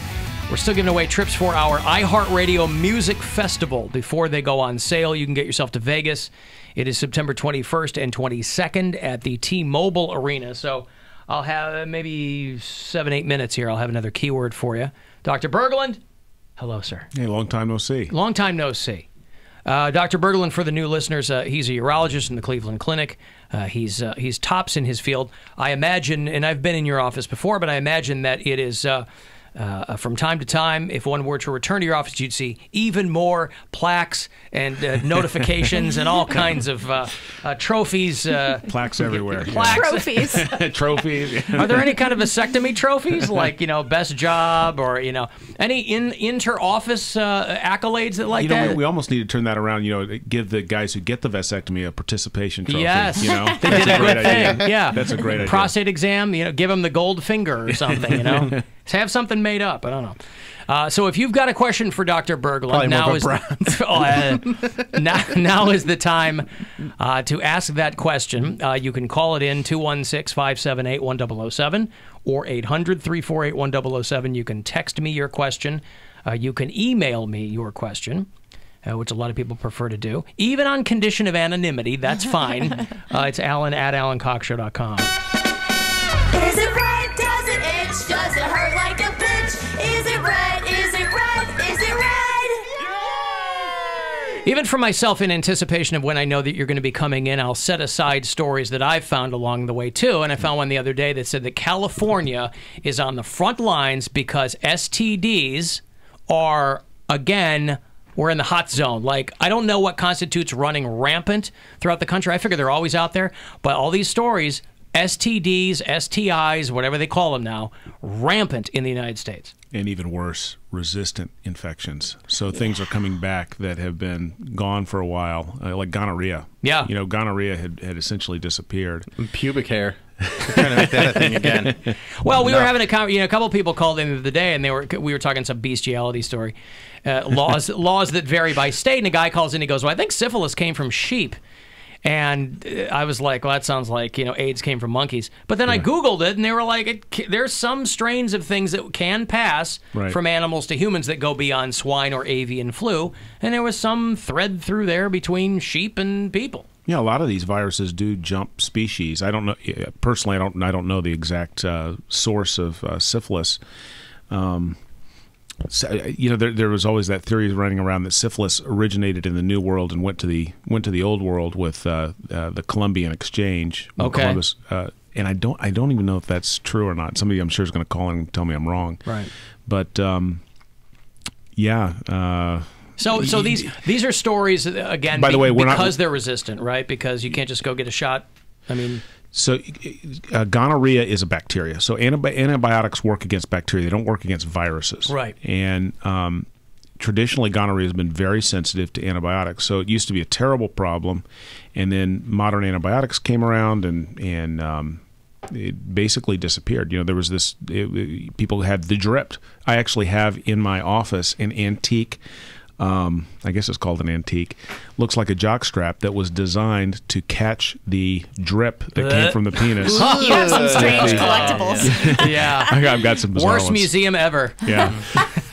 That's right next to the walrus penis bone. Yeah, that's. But it essentially disappeared, and then with the overuse of antibiotics, there's some countries where you can go into any drugstore and just purchase a pretty broad spectrum antibiotic without a prescription. Mm-hmm. And so these have been overused, and in Asia, some strains of gonorrhea developed that started to be resistant to cephalosporins, which were kind of the last resort for gonorrhea, and now it's back, and there's not a lot we can do about it. Well, we read a story a couple of months ago about this guy in China who had super gonorrhea, Correct. And then a couple weeks later, they're like, "Yeah, it's all gone. he's fine. They took care of it." I'm like, all right, well, you had me, then you lost me there for a second. But we're not developing new antibiotics. That's the problem. Right. It's very expensive. Why aren't we? Because they figured a lot of them were eradicated for a while. Very expensive to develop them, and the return on the investment's not as good. Yeah. So, if let's say that an average drug costs $1 to $2 billion to develop, you have to know that you're going to have a market that will pay for that R&D. So no one's in that business. Nobody wants to do it. Okay, let me go to Jim. Hello, Jim. Hey guys, hate the show. Thank you. What's up? So I got a couple things. I've been a juvenile diabetic for many years. Gone through 2 transplants, and I guess you could say I'm no longer diabetic, but it seems like I'm suffering from ED and what they call retrograde ejaculation. So I'm just wondering what I haven't tried anything as far as the pills or anything like that. So, what kind of suggestions would you recommend to help solve those issues? Well, first of all, so the transplants you had were pancreas, right? Not kidney, pancreas, or you had 2 pancreas transplants? Actually, it was a kidney and pancreas. I was on dialysis for several years. How old are you? Mid-40s. Okay. So, you know, the idea here is this is a condition where you don't make insulin, that the cells that produce the insulin are essentially gone. And these diabetics have very, very high blood sugar levels because you're essentially making no insulin, and it leads to vascular disease, and that's what leads to the erectile dysfunction, vascular disease, and disease of the nerves. The retrograde ejaculation is going to be trickier. It's a trickier problem to deal with, so I'd focus on the ED. Have you tried anything like sildenafil or any of the PDE5 inhibitors? No, I haven't. That'd be the first thing I would do. And the good news out there, I think I made this announcement last time, sildenafil is a generic. It is very cheap now. Nice. You have to kind of know how to write that prescription, but you actually have to write it in a weird way. You have to write it for the medication that was designed to treat pulmonary hypertension. The PDE inhibitors are what Luke needed to make water on Tatooine, too. Remember those? It took him forever to find those. It was tough, though. I was going to go into town to get some power converters. Get the sildenafil wire in there. Considered in that class, then? Sildenafil is the generic name for Viagra. Now, Okay. The interesting thing is these pills come in 20 milligram sizes. The Viagra is 25, 50, and 100. So you can take up to 5 pills in a day. Okay. Party. Yeah, look at that. Yeah. Hello. But there's a way to get it cheaply. That's the first place that I would start. Now, if you have significant vascular disease, you may need to do some other things. But this very well may respond just to PDE5. We'll not deal with the retrograde ejaculation first. Just see if we can get erections. Yeah, that's all hooey anyway. Mercury goes into retrograde ejaculation. It's not even a thing. Yeah. You want to make sure that you're having sex during a full moon, Jim. Exactly. Yeah. All right. All right, good luck. Thank you. All right, here's a text. I love this one. Do alcohol and or prescription drugs and or street drugs negatively affect penis size? If so, which ones? Yes, yes, and yes, and yes. Yeah. Where do I begin? Certainly they affect erectile function, you know, and it obviously depends on which drugs he's talking about, but we know that alcohol does, we know smoking does, we know that a lot of recreational drugs But it's not do. like you're going to get bigger if you stop drinking. No, that's right. correct. The size in general That's is not correct. going to be improved, or But you'll get better boners. You get, yes, yes. Well, if you're abusing alcohol and you're overweight, you could have that Weight. micro penis thing, like it goes in, Yes. in like a belly, an innie outie belly button. There you go. You lose the weight, Yeah. your penis appears larger again. Yeah. Mine or I mean, Erica's. the collective. Right. Yeah, the royal weight. So Yeah, weight gain, royal. yes. Drugs will affect erectile function. So you know, Erica was referring to the buried penis phenomenon. So it actually looks smaller than it actually is. But if you do a stretched measured length, it's still normal size. It's buried. I just got stretch measured length. I just got word, by the way, here. I'm hearing that Cleveland Clinic Press is releasing Better Boners, the Dr. Ryan Berglund autobiography. So congratulations on that. Be wherever you buy books, you'll be able to get that very My soon. children will be so proud. They really will. Hey, pay for that house, all those trips. Yeah. Say, you get in line, kids. Alan, I'm a diabetic and a truck driver, and sometimes when I pee, I notice a cottage cheese-like substance just under the head. What could that be? That's probably smegma. I bet he's uncircumcised. All right. Well, there you go. Magma. Best of luck. Smegma's a real. Smegma. It's a real thing, and there's actually there's an organism that just lives in the smegma, the Mycobacterium smegmatis. The smegmatis. It'd be a great insult for somebody. You're a smegmatis. They'd have to Google it. And go, oh, God. Smegmatis. Thoughts and prayers to that guy. Smegmatis Yahoo. Somebody else asks, how much does a vasectomy cost? I'm about to turn 40. I don't want any accidental kids, and condoms are not my friend. Can I also get a note for light duty at work for the following week? We can give a note for light duty. Yeah. And, I think that the math on the vasectomy works out pretty well, regardless of how much it costs. I honestly don't know. Yeah, I was going to say, you don't know these things. One of the things I love about my job is that I'm a doctor and I don't really I have no idea what's going on with the business end Right. of things. Say it's between $5 and $100,000. It's somewhere in there. Safe to say. It's safe to say. I would imagine it's a couple. cheaper couple than a grand. kid. I don't know. Cheaper than a kid. $1,000, Cheaper than a $2,000. kid It's by a a lot lot. cheaper than a kid, and actually that's why some insurance plans will cover part, if not all of it. Sure. Oh. So Yeah, so look into that. See if your insurance will help. They'll cover the insurance head, not the shaft. Just do the math on it. Look at what's the cost of raising a kid, Yeah, or what's the exactly. cost You'd of a think they'd want pregnancy. it- they'd cover it all. Right. And just make sure you clean up because you don't want any smegmatis. Smegmatis. All right. Praying smegmatis. I got hold your thoughts here. I got to give away this trip. Our iHeartRadio Music Festival is going down in September at the T-Mobile Arena, and we'll still have a handful of trips that you can win before you can buy tickets for this thing. So good luck. Let's go! Your shot at a trip to our iHeartRadio Music Festival now. Text the keyword jackpot to 200-200. You'll get a text confirming entry plus iHeartRadio info. Standard data and message rates apply. That's jackpot to 200-200. Good luck from WMMS. Hey, Fred. I was not going to put that up yet. Hello, Fred. Hey, how you doing? Good. Good. What can I have a question for Dr. Burgos. He's right here. All right. Hey, Doc, thank you very much for taking my call. Or Alan, thank you. Say, I'm like 60 years old. Will be in October. Sometimes, lately, when I have pleasured myself, I've noticed that I have discoloration in the stuff coming out. Mm-hmm.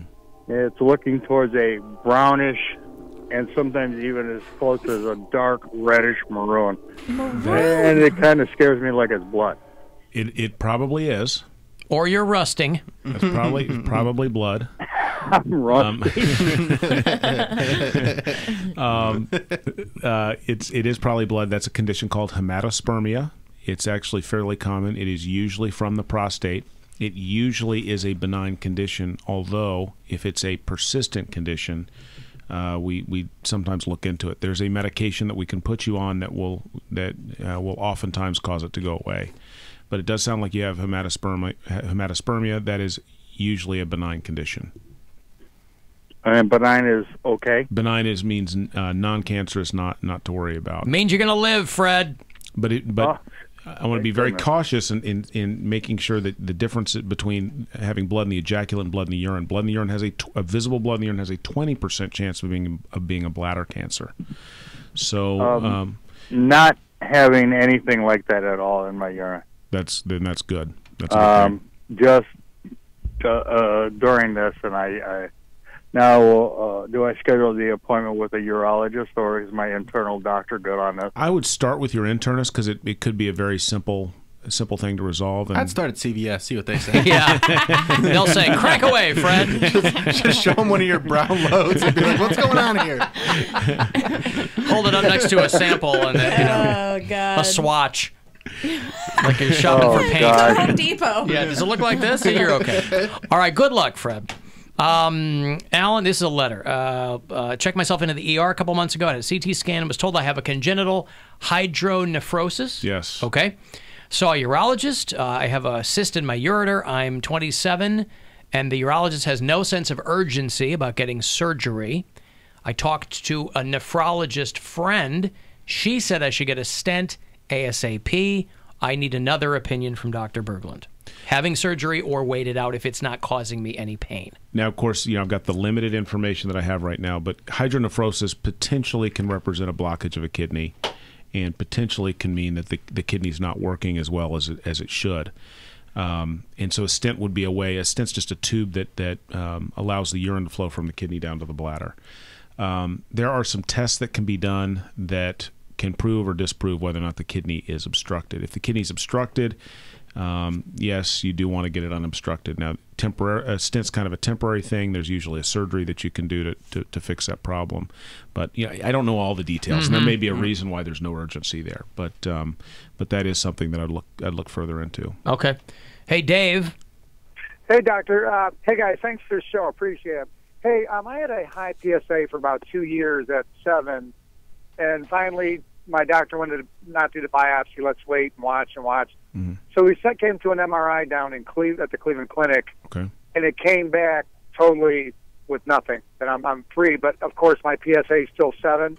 Mm-hmm. Is that test as good as having a biopsy, or do I still need to have a biopsy? That, by the way, is an excellent question, and the answer is an MRI is not a surrogate for a biopsy. MRIs miss about 40% of cancers. Mm-hmm. And how old are you again? 57. Yeah, at 57 with a PSA of 7, in my opinion, I would get a prostate biopsy, no question. You have somewhere around a 50% chance of having prostate cancer, and even with a negative MRI, there's still a reasonable chance of having a prostate cancer. And if you're still young enough, you want to treat it, right? If it is prostate cancer. How long? That's exactly right. How long do you expect to live? How long do you think you're gonna live? 87. Right, and so you've got a long life expectancy. So missing a curable disease this early in your life, it just would be, in my opinion, not a mistake. I would. Now, see, unfortunately, my doctor felt that this was better. He's had guys come in with 5 biopsies, yeah, and high PSA, and not be able to find it. Find cancer until they went with an MRI, like the exact opposite. And actually, that is true. MRI can help you find cancers in certain cases. Your doctor is exactly right. But having a negative MRI does not rule out the presence of cancer. And you're young, So and your I've PSA been levels happy high. for nothing. I was so excited I got the results. Well, you still may not have a prostate cancer. It's a good sign. Absolutely, it's a good sign. But I would, if it were me, I would still get a prostate biopsy. Okay. Okay, thanks a lot. Appreciate it. All right, there you go. Dr. Ryan Berglund is here from the Cleveland Clinic. I have to break. If you have a question for him, you can call it in 216-578-1007 or 800-348-1007. You can text 35192, or you can email your question to Alan at AlanCoxShow.com. The Alan Cox Show on 100.7 WM. Hey, everybody. Welcome to Sign in the DMs. Hanging out with Mary Santor, who is on this year's Alan Cox Show comedy tour. Fresh off her shows at the Funny Stop this past weekend. Yeah, it was How did fun. those go? It was so fun. It was awesome. A lot of listeners came out, so thank you guys for coming out, which was really cool. It was a great time. It was great. No complaints. That's good. I'm happy to hear that. Yeah. So here's what I was thinking about. I did something yesterday that is one of my favorite things to do, and it's just one of those simple pleasure things that brings me so much joy, and it was just what I like to call clean sheet day. Oh, yeah. So that's one of those things that whenever thing isn't quite right in my life, I know if I do clean sheet day, I'm going to feel a little bit better about myself. Right. Especially when you do like the whole thing. Like I even wash my comforter. Which, all of it, yeah. I don't always do that. Do you know what you'll never experience is clean sheet day with freshly shaved legs? Oh, That you do is not like, know that I will not ooh. experience that. But, It's fantastic. It adds a whole nother level to it. It's you'll like do it sick. just for that one experience. Dude, just one shave time. your legs. But it's so much, like, there's so much legs. Yeah, but Like, so much legs or so much hair? So much legs. So much legs. I have a lot. Like, I'm a tall dude. Got a lot of leg. Got a lot of leg. Use the beard trimmer at first. Oh, yeah. Like, trim but it then all it's down just, and then... is it going to be worth it for all that? Yes. All right. I'm telling you, if say you so. appreciate clean sheet day that much, it would be worth it to shave your legs. What's one of your simple pleasures? A simple thing? That's a really good one. Yeah. I don't know, man. I just like cleaning my room. Like if I go, because I'm not home a lot, so like laundry will pile up, or like I'll have crap all over my desk or whatever. When I can look at my room, like my bed is made and everything's what it's supposed to be, and all the clothes are like folded and put away. It adds some comfort to your life. Yeah, I just look at it and I'm like, okay, like vacuuming, and I can tell like a rug has just been vacuumed. Ooh, I like vacuuming, and one of the things that I used to love in the house that we lived in Lakewood, when we first moved to Lakewood, we had these like thick green carpeted stairs. So like the carpet was, and I would get high, and then I would like make these lines on the stairs. Yeah, dude. And like I would do them like at an angle, and like it'd be all just brush. right. Yeah, and it looked so great. good. Yeah, so I was really proud of that, and like really that was just very, very satisfying to get that done. Yeah. So things like that are really enjoyable to me. Yeah. And then also skipping a day, like you go a day without showering, and then you take that shower, and you feel like the best cleanest thing ever, person. yeah. Because you felt like such garbage. You're like, why do I feel so garbage? Like, why do I feel? You're dirty. Because you're dirty. You're Because dirty. you're a filthy, dirty boy. And Filthy dirty boy. filthy, What is dirty wrong boy. with you? Yeah. No, yeah, that's a good And one. now you're all clean. So yeah, things like that. Just basically, not living in filth is something that I really enjoy. Yeah, me too. Yeah. Do you know what I always like to do? Because I'm so good at being in relationships. Yeah. When I was living with my ex and he would be in the shower, if I was being particularly sweet that day, I would put his towel in the dryer. That's so nice. That's so nice. And then so it was nice Ooh. and warm when he came out. One of my ex-girlfriends had a towel warmer. Ooh. So it would just Was be... it a dryer? No. No. For real? Because it goes in your bathroom. Okay. And it goes right by the shower, so then when you get out of the shower, you get that same sensation. It's like the perfect thing in the wintertime. It was like $50 or something. So like nice. it's something that I'm surprised I haven't gotten yet, because that's just such a good feeling to have that. That's a treat yourself. That is absolutely a treat yourself. But it's worth it. Like that and a bidet. Are you a bidet fan? I've never used one. Oh, how you slept at Polk's house last night? Does he have one? In the downstairs. Oh, I use the upstairs. That's the secret. You go downstairs. Oh. Got a bidet. I've never used one. It's I feel like wonderful. it'd be so weird. It's wonderful. What I know it's not like this, but I think of like a Crazy Daisy. You remember those? It's not like that at all. Like those things you would play in You the front yard. don't have to try and match your asshole up you're to like, it. Ding. I don't know, man. Oh, you're This is so what ridiculous. I think, I guess. All right, well, we'll be right back. Thanks for watching.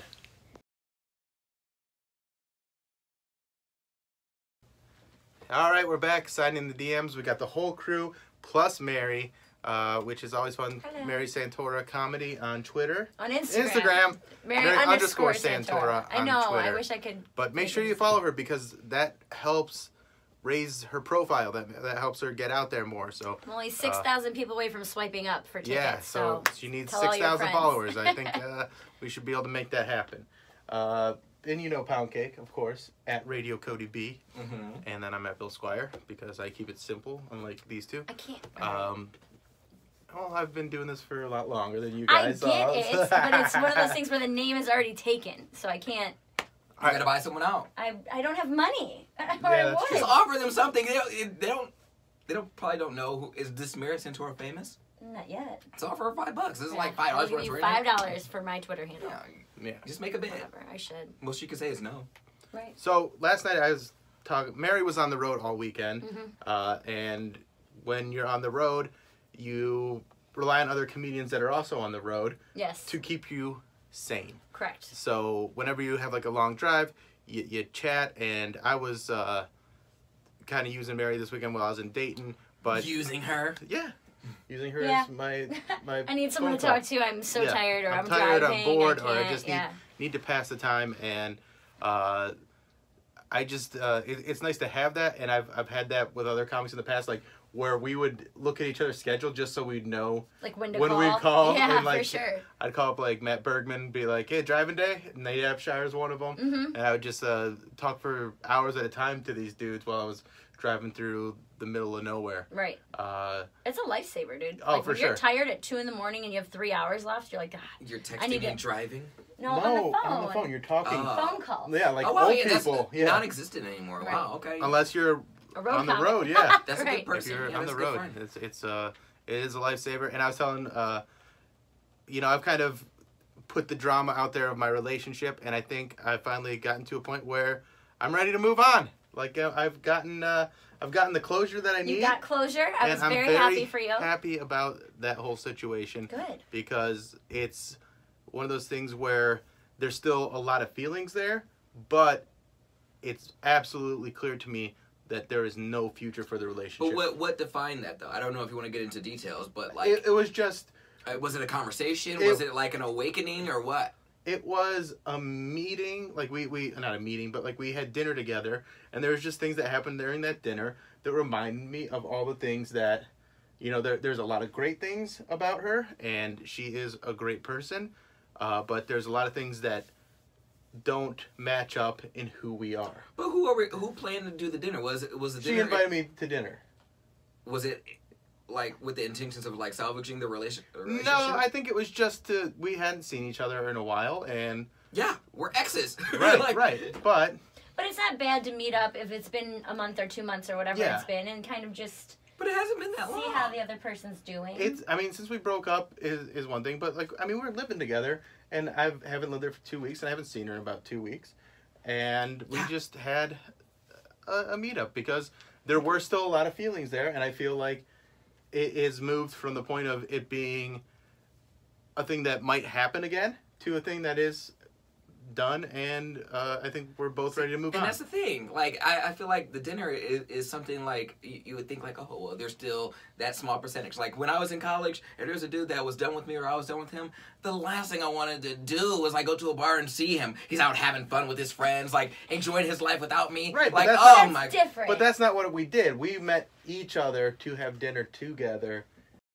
Clients call 1-800-ELK-OHIO. No accidents to worry about right now, just normal slow spots to watch for. 271 South, Richmond to Broadway Forbes, on 480 West between Northfield and Lee Road, and again between West 130th and 71. Slow 480 eastbound, Broadway to Warrensville Center. I'm Olivia Musica in the Traffic Center. This report is brought to you by the Pittsburgh Zoo and PPG Aquarium. Dinosaurs have invaded the Pittsburgh Zoo and PPG Aquarium. See 18 animatronic dinosaurs, including the ferocious T-Rex, the towering Brachiosaurus, and the spunky Dilophosaurus, known as the Spitter. See them before they're extinct. Sponsored by UPMC Health Plan. It's time to give stuff away. Time to give stuff away. All right, 1 week from tomorrow night, Jared Leto and 30 Seconds to Mars will take the stage out at Blossom with Joy Wave. They're solid. Another couple bands with them on the bill. LiveNation.com has got all the tickets and info. This pair for you if you're caller number 11. Good luck. 216-578-1007 or 800-348-1007. From the Final Touch Construction Studios, this is the 50th anniversary of WMMS Buzzard Radio, an iHeart radio station. Ask Alexa to play WMMS on iHeart Radio. Now back to the Alan Cox Show. Indians tonight, 7:10 in Detroit, to play the Tigers at Comerica. We'll get out of here on 6:30. Make room for your pregame coverage. That's on WMMS, of course. Cavs game over on WTAM 1100. Tonight, Game 4, the must-win at 9 o'clock. Dr. Ryan Berglund is here from the Cleveland Clinic for our Is It Red segment. So, guys, if you've got a question about something hinky going on down there, he is here to help in whatever capacity he can. You can text a question, 35192. You can call it in. You can email it to me.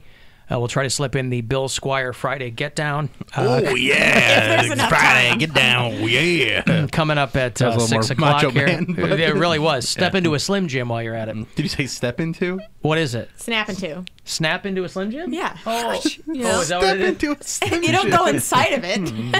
How do you Get down into Slim Jim. You don't know how I eat No, Slim you Jims. snap it, you know.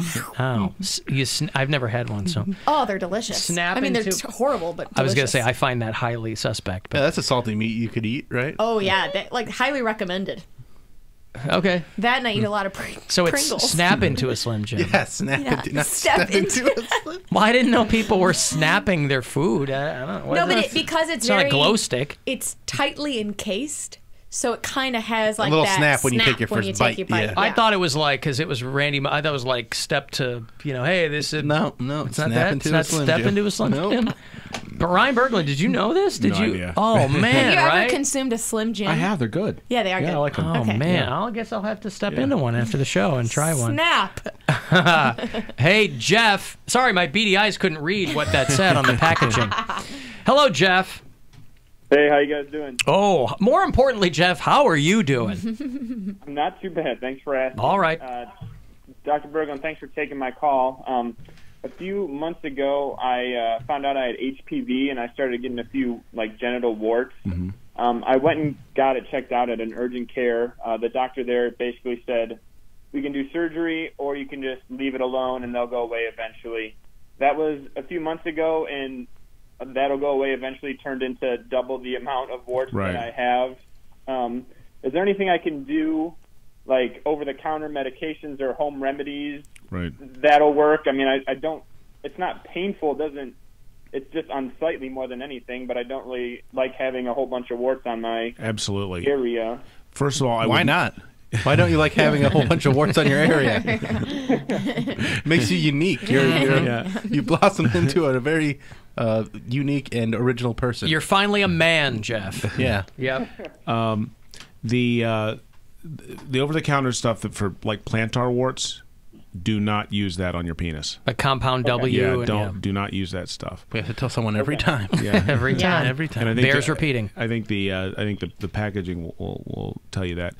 There are some prescription medications that actually usually do work. They don't always work, but they usually do work.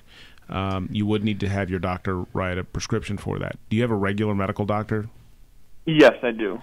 That'd be a good place to start. You could also see a urologist or a dermatologist. Although dermatologists are very challenging to get an appointment with. Yes, they are. Yeah. I mean, what? Especially with all the skin cancer outbreaks right now. It's a lot of people. Very challenging to get in and see them. If those don't work, the next step would be to freeze amputation? Or laser. Oh. you can freeze them, use a laser. You can cut them. You can cut them out. And so you try and use the medications first. So I would start there. Just check in with your regular medical doctor. You can probably do that for you, or send you to a urologist. Okay. All right. Thank you very much. All right. Thank you, Jeff. Here's a text on the HPV subject. I infected my girlfriend. I don't cheat. My question is, you infected her. That's what she told him. Look what you gave me. My question is, will this clear up, or am I always reinfecting her? Well, she has it too, so they're both infected. So I guess it's not a matter Just of stay together. reinfecting. You're a match made in heaven. It does, basically, everybody has it now. Yeah, but it can, if they stay together and wear condom, like if he wears a condom, they're both exposed to the virus. They both are shedding but won't it virus. go away eventually, or no? Warts can eventually go away, but you're always considered a carrier. Mm-hmm. You can shed wart virus without having visible warts. It's like Ali Wong says in her new special. If you don't have HPV, you're a nerd. It's the thing to have at this point. But they very often will not go away on their own. And so, there's something that... And some people are more susceptible to them than others. Some people get one or two warts. Some people will get fields of warts, and so... Fields of warts. Yeah, opening for oh boy, the Hawkeye reunion opening tour. for Smegmatis. Fields of Warts was a really bad Sting B-side back in the late 90s. If you build it, they will come. How accurate are over-the-counter sperm count test kits? Didn't know that was a thing. Over-the-counter, it's real hard because you got to go 1, 2. They just give you a long shot. Yeah, they give you an umpire clicker, and you just got to go through with a microscope. I'm vaguely familiar with those, and I really have no idea how accurate they are. Okay. The question would be, why are they? What's the reason? Who needs this? Yeah. What's the? They're just checking for fun. What's the indication? Yeah. Guys are racing each other. 4,962,000, bro. Let me go to Eric. Hello, Eric. Hey, hi. How are ya? What's going on? Hey, you know what? When I go, you know what I mean? Like, I have a red thing that comes out of me, like a dog. Okay, say again. You're talking about when you're peeing or when you ejaculate? Yes, that word. The ejaculate word. We're all adults here. Okay, so what happens then? Well, it comes out, and it looks like a dog's, like when he's ready to go, with the girl. Are you circumcised? Eric, are you circumcised? I think so. Does that mean I get around? No. Does it mean you have a lot of excess skin? Or how would you medically describe circumcision? Yeah. No, you mean like... No, I'm not Jewish. No, so I was circumcised. Oh, right. Well, there's a lot of non-Jewish people who are circumcised, but okay. So you're not circumcised. You're not circumcised. So funny Can we get this guy a vasectomy just so he doesn't have kids? So you're not circumcised. Yes, I am. You are circumcised. Okay, he is. Yes, I don't wear a helmet.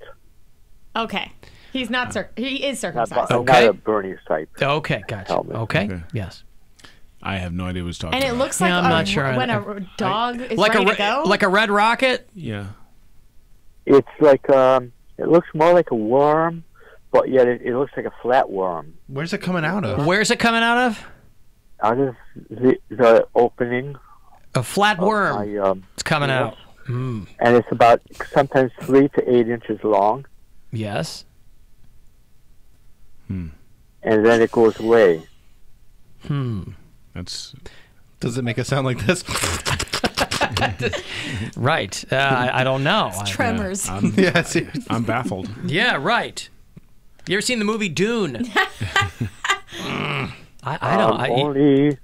Don't scare me like that, please. How old are you, Eric? I'm already afraid. How old are you? I'm 57 3/4. 3/4. Listen, the game's over. You don't have to count by month I anymore. would say with something like that, if Nine you months. wanted to get 9 it checked months, out, I beg your I would take a picture of it and then bring it in and show it to your doctor. There you go. Take a picture of it, bring it in, show it to your doctor. Don't touch any women until then. Do you want it? I don't know what's going on there, but I think that's the best advice you can offer. Godspeed, Just take Eric. a picture and bring it into your doctor. 216-578-1007 if you have a question like that one for Dr. Ryan Berglund, or 800-348-1007. Hey, it's 6 o'clock, Bill. On the nose, it's 6 o'clock. Let's do it.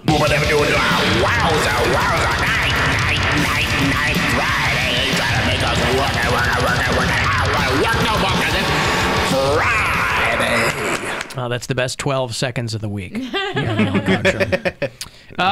you want to hear a Stripper Scott question? Sure. That's one. Ryan's the only one who answers for him because he's a professional. Right. Yeah, he's a medical doctor. professional. Hello, Scott. Hey guys, how are you? Good. What's going on? Hey, first of all, I should probably use a fake name because I hate telling embarrassing stories on the radio. We know your voice at since, this point. By the way, since when?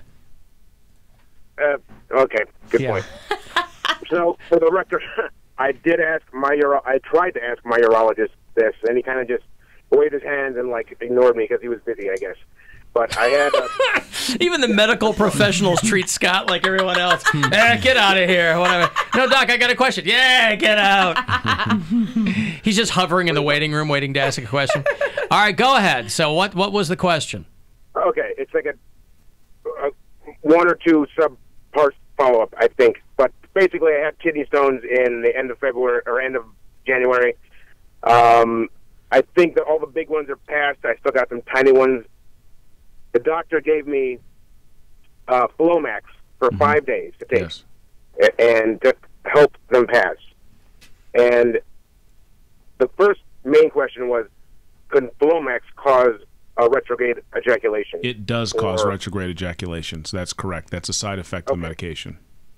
Good. So I didn't make that up. I'm glad. Okay.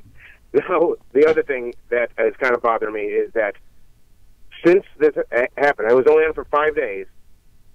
It's just basically like regular day, drink some water, whatever, don't have to go to the bathroom, doing fine.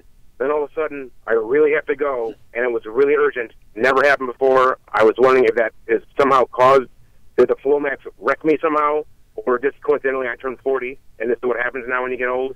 Yeah. It's just weird. I would not be surprised if you went back on the Flomax and those symptoms got better. So you probably it is called Flomax, right? I mean, it is the treatment for those. It's the most common treatment for the type of symptoms that you're describing. So it may have been that you took Flomax and may have made things a little marginally better.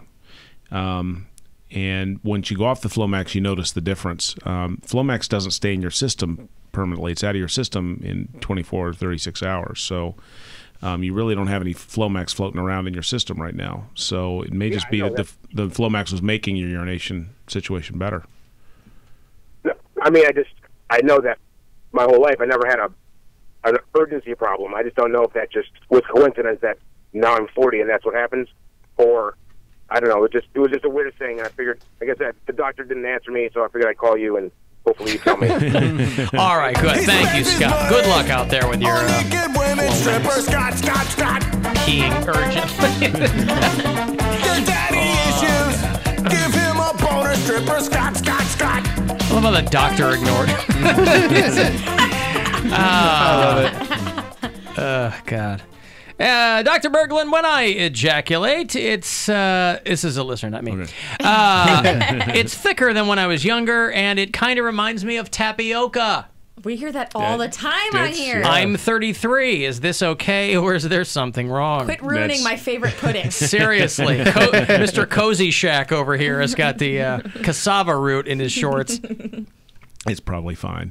It's probably fine. Okay. Most of the changes in consistency or appearance or of the ejaculate are normal, with the exception of if it's kind of green and pus-like, that it may be an infection. Ooh, green and pus-like.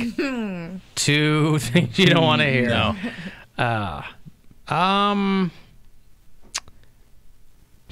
Let me see. Okay.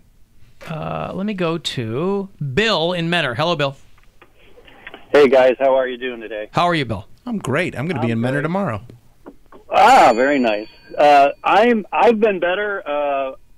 A while back, my wife and I were having relations, and I think what we have is self-diagnosed Peyronie's. Mm-hmm. So there's like a scar tissue in my penis, and what I have now is my penis looks like a banana. It's right. It's yellow. It's It's easily peeled. It's full of potassium. It could be. Yeah. You're banging around corners. Is there any long-term effects? I did go to my GP. He checked it out, of course, when it was flaccid, and he felt like scar tissue, but I haven't gone to a urologist, and I guess the question is, will it get worse? Will it get better? I mean, what's the prognosis, obviously, without seeing it? First of all, how long have you had it, do you think? Probably 6 months. When it first happened, it hurt really bad. Has it been changing over that time, or has it been fairly stable over the 6 months? It's gotten better. Okay, so we tend to see that these things kind of evolve over time and then reach a stable state, and they can get worse. We don't tend to do anything about it unless it's interfering with. First of all, you need to have a greater than 30-degree curvature. 30 degree or greater curvature, and it needs to be interfering with intercourse. So if it's not Get interfering out your with protractor. Yeah, right. So we wouldn't really do anything if it's not interfering with intercourse. One thing, though, is that if you're having relatively more flaccid erections during intercourse, that can exacerbate the problem. So it might be worth going on a PDE5 inhibitor like a sildenafil, et cetera, tadalafil, to make the erections more rigid while you're having intercourse, to reduce the trauma to the penis. Yeah, luckily, I'm not having any issues with that. It's just, well, I've noticed I shoot to the left now. And it's just, to the left, to the left. Yeah. Well, you just got to keep your wrist straight and your knees bent, and that'll help. Take a deep breath, squeeze. Yeah. Yeah. Just, good luck becoming a flat girther. Good luck, Bill. Alan, does Dr. Berglund know of any foods that increase sperm count? Oh, God. Everybody's looking for a magic bullet, aren't they? Yeah. Everybody's looking for. What historical figures' penises would Dr. Berglund most like to examine? Well, there's a famous one. Whose? Look up a picture of Rasputin's penis. Oh yeah, Rasputin's. Rasputin penis. It's in a museum in Russia. It was legendary. It's huge. Really? Legendary. This guy's got it in a jar. That's a real thing, or it's a real thing. Oh my God! It's a foot long. They put it in a jar? Yeah. No wonder this guy got people to do whatever he wanted to do. He's going to choke him to death. Looks like an elephant dong. I like this one picture. There's a girl's face very close to the glass, inspecting it up very close. Yeah. Wow, okay. So Rasputin. There's another one that I've seen. Yeah. And so my old, he was actually emeritus at the time, the chairman of urology at Columbia. He owned a bunch of weird stuff, but one of the things he owned was Napoleon's penis. Napoleon. So what you're saying is that it was counter to his height, is what you're saying. It was disproportionate to his height? Wow. Actually, Napoleon was average height for that time. Oh, thanks, nerd. I love when people pull that one out. Yeah. Oh my God, it's like there's a replica of his penis on display in New York City for some reason. That's Napoleon, right? Yeah. That was. I think that actually is it. That was because it was the chairman of urology at Columbia, John. What was his last name? It'll come to me. But he was kind of famous for owning this thing. He was famous for we all that. have hobbies, Yeah. you know? Yeah, Oh, wait, imagine is getting this that in a storage unit auction. Okay, let me go to Dan. Hello, Dan. Hey. Hi. So my question is, I have these. They're like cysts, kind of like boils in my groinal region. They drain every so often. Sometimes it's more blood than pus. Sometimes it's more pus than blood. I tried doing some research on my own, and I heard a thing about Hydradenitis.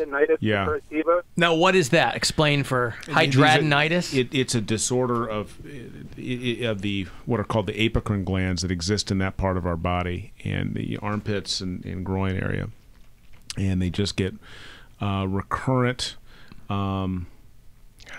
What's a good way to? It's basically recurrent boils or abscesses under the skin that involve these glands. It's like it's just a very bad case of acne. I mean that's even an understatement. It's a glandular thing. It's a glandular so it could thing. be in So the armpits glands or the. But Okay. they usually very common in the groin. Okay. Yeah. Is there any kind of recourse for this, or anything I can do? What we will go in for patients that have a really bad problem. We'll excise portions of the skin that are severely diseased. So that's one approach you can take. It is a very challenging problem, though, no doubt. That one is probably worth coming in to see a urologist about. A urologist? Okay. Yeah. Know any good ones? Good luck, Dan. Yeah. All right. Thank you. All right, man. Groin boils. That's brutal. Yeah, and they just keep coming, and it's not something they can really control. Doc, it's always good to see you. Thanks for coming in. Ending on a positive note. Oh, well, it's all positive. If people get answers to their questions from Dr. Ryan Berglund, it's a good day, right? Yeah, if it helps people get healthier, then it's all positive. Of course. Right? Right. What's the number again? People call the Cleveland Clinic. 800 CCF Care. 800 CCF Care. Remember that one time you gave your office number out? Oh, that was a mistake. I can only imagine the ladies answering that phone. We warned the operators, just don't send it through to the office. Right. Right. And Ryan_Berglund on Twitter. That's Get right. him up there. Yes. Napoleon Bonaparte, someone said. All right, well done. Thank you. All right, we'll see you next time, Doc. Thank you for coming in. Hey, thanks. And we'll take a break. Be back after these. Is it red? Does it itch? Does it hurt like a bitch? Is it red? Is it red? Is it red? Yay! It's the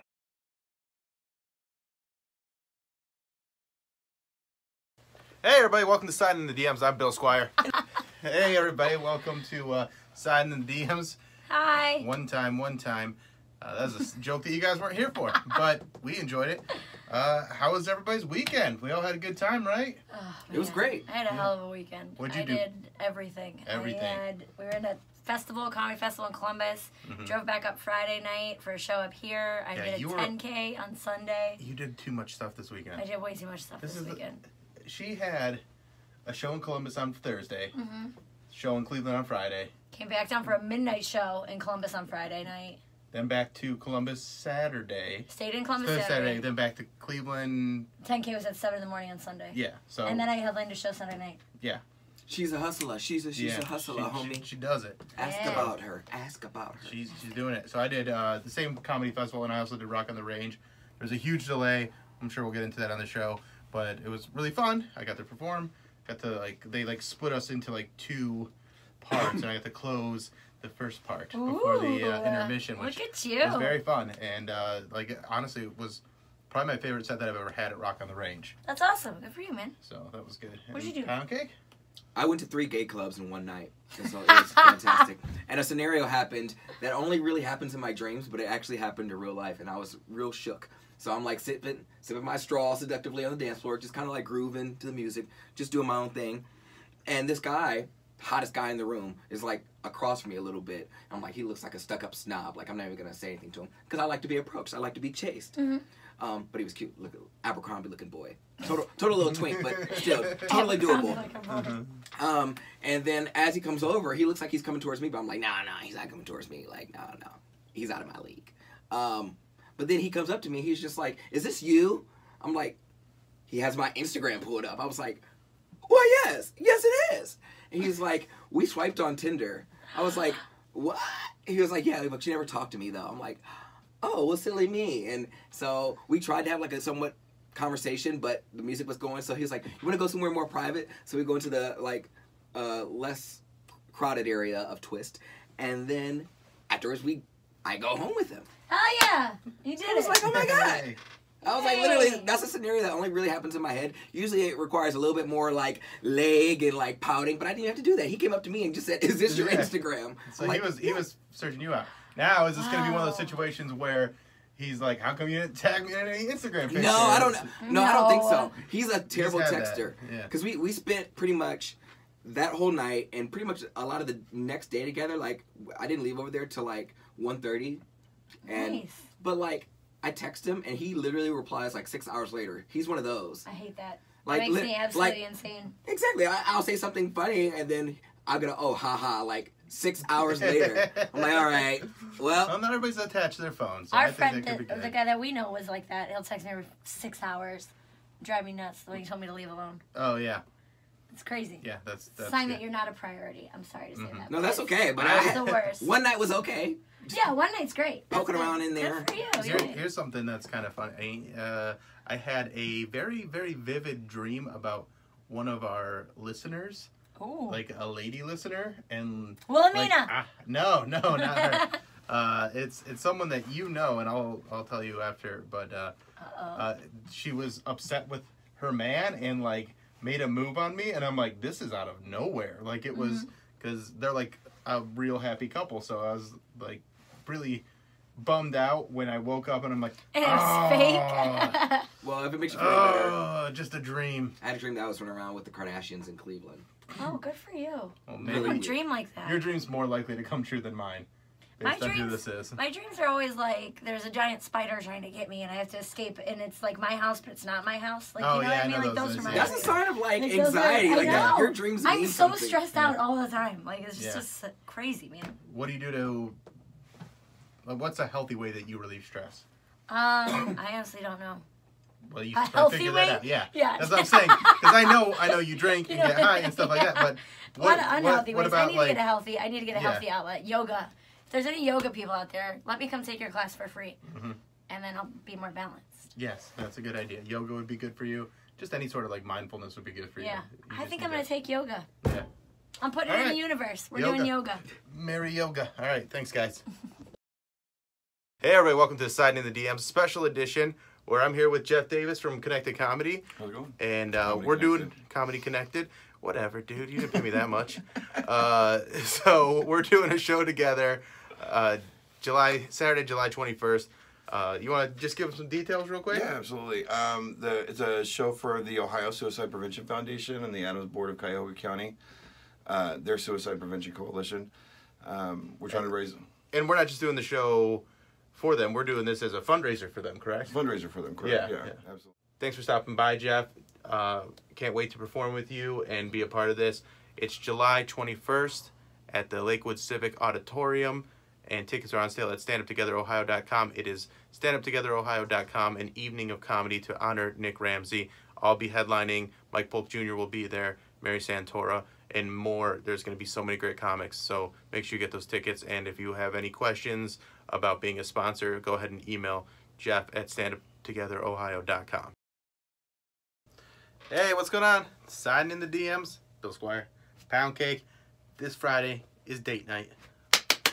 Can I just tell you that like I have been waiting for this for so long since I saw it on the billboard when driving past Playhouse Square. I was like, I have to go to that, and because I whine, bitch, and moan, I got tickets. We're going to a press screening of, well, we got press passes to go to Aladdin at Playhouse Square on Friday, and well, Pound Cake got him, and he was kind enough to invite me, which I appreciate because I really want to see it too. And like I've been talking with people, like I the more I talk about musicals, the more I realize like I'm kind of into musicals. Like I enjoy them because it's live performance. But it's funny and it's entertaining. It is entertaining. It is funny, and that's what I'm saying. Like, they're well written because they have to be. You have to be entertaining in those, or else people aren't going to show up because so much money goes into them. Yeah. So I appreciate the production. I love a live performance. And did you see Wicked? No. No. Okay. So I saw Wicked. I saw Book of Mormon, and those are like the first two musicals I've seen in a very long time, and I absolutely love them. So Aladdin was one of my favorite Disney movies. So, of course, I want to see that. Book of Mormon was my first musical that I ever saw. So, I saw, like... I never got to go to Broadway in New York. I've never been to Broadway. I saw the Phantom of the is it Phantom of the Opera? Phantom of the Megaplex? Okay, you're really going Disney nostalgia. No, I was at Phantom of the Menace, which is the Star Wars movie. It's not Phantom of the Menace, it's Phantom Menace, but I said Phantom of the Menace. Oh, that's fucking funny. You lost me on that one. Yeah, I know, but I enjoy it. So, I saw Phantom of the Opera when I was a kid, and didn't really appreciate it because I was a kid and I couldn't even like follow the story. Like I was like, actually, you know what? I lied. I did see a musical when does an opera count as a musical? No, because, I mean that's like an old school musical kind of. Because I've seen some operas too. Because I like going to the Cleveland Orchestra. We went to go see plays when we were like in like second or third grade, or no, maybe like third or fourth grade. We would put on plays every year. And to get like inspiration, they would take us to like a play. And that particular year, we were putting on La Cenerentola, which was French for Cinderella. Yeah. And then it just so happened that month or whatever, they had La Cenerentola playing at Playhouse Square. And so I give kudos to our teachers. They must have cared about us because it's not easy taking. Because all those kids, yeah. It was an open room, so whatever normal class you had, it was 2 grades. It was third and fourth graders. Mm-hmm. So you had 15 third graders, 15 fourth graders, and they took them all there. And I don't know how we sat through. And I would never be able to sit through La Tarantula. That sounds... La Cenerentola. La Tarantula. I'm just going to go with La Tarantula. I can't say the other one. But it was just so weird because I wasn't even old enough. Like, it was all in French, as the name. So I can't even read that fast. So they would have, like, subtitles above the screen. Yeah. I couldn't read that, so I was just like, I guess I should realize what's going on here. Yeah. I mean, you could probably follow along just because you know the story of Cinderella, right? Yes. I'm excited to watch Aladdin and see how they adapt it to the stage because I imagine it's going to have some aspects of the original, but like the special effects. But they get clever with that special effects. Like I like how the magic carpet. Yeah. Like I wonder how they're going to do the magic carpet. All the magic with the genie and stuff. Mm-hmm. I imagine just like poofs and like little stage tricks. Prince but Ali, fabulous he, Ali, I'm excited and I'm gonna this is and it's perfect. It's gonna be a good time, and then afterwards I think we're gonna go to Porco because you've never been. I've never been, and I figure it's a date night. it literally is date night, but I'm excited just because it's a Friday, so it's not like we have to show afterwards, so I can stay out late. I don't have to worry about like. From iHeartRadio. Wherever you are, so are we. Rover's Morning Glory on 100.7 WMMS. Giving stuff away.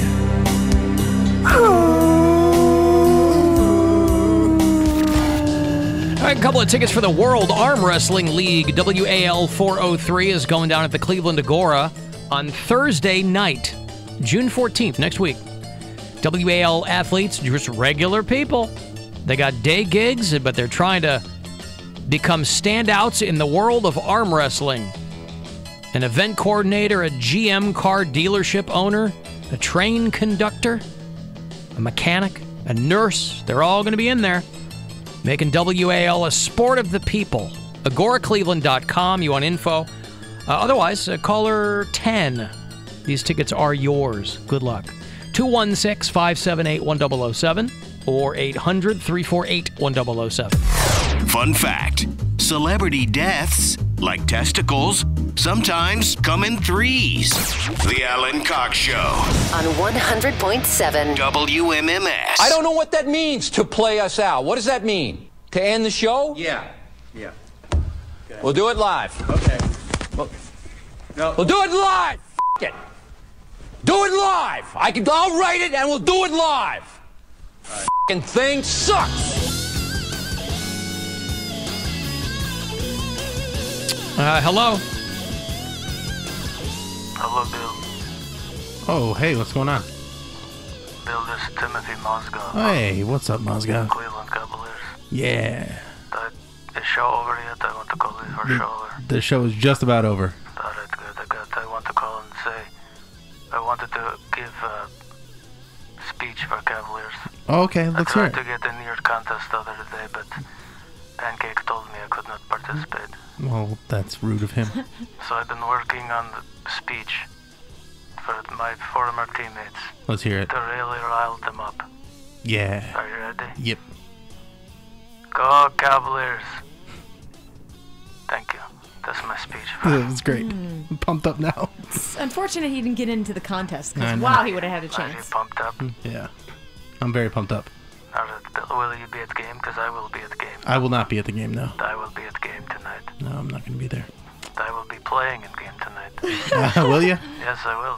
They told me I could tap in. I don't think they're going to let you play. Why not? They need all the help they can get. Yes, they do. They really do. It's going to be me. There's a Darunas Ilgaskis going to be in there too. I would love that. And Mo Williams going. I got to go, Bill. All right, take it easy, buddy. Mo Williams. He was on the team, right? That's a person? Yeah, okay, I saw good. Booby Gibson pop up on the Hey, MTV show. Booby Gibson. Yeah, he was on man. on the MTV Challenge show, All right. Chance for Stars. You know, foot golf is, if he only went down the highway a little bit, Pound Cake Pittsburgh Pride is this weekend. Can you dip in tomorrow and dip out Sunday in time for foot golf? Can't. I got a wedding on Saturday. Oh, and you're football on working a Sunday. wedding. DJ life. Yeah. I guess so. I'm busy, busy, busy. All right, good for you. Okay, we got to go. Tribe games next. Go Cavs, go Indians. Bill, what do you want to throw in? You're in Menor tomorrow. Menor tomorrow at the Menor Amphitheater, 7 to 9, with Mary Santora, Mike Head, and Jeff Davis. It's a free show. It's like a shed show, so come on out. Bring a. It's all lawn seating, so Yeah. if you want to sit down, you can bring a blanket or a lawn chair or something like that. And there'll be food trucks and alcohol, and it's gonna be a good time. So do that, and then follow me on Twitter and Instagram at Bill Squire, especially because who knows what I'm gonna say tonight while during games. Yeah, all right. So we'll see. Erica? You can follow me on the Instagram at Erica Lauren Loves, Erica with a K, love spelled L-U-V-S.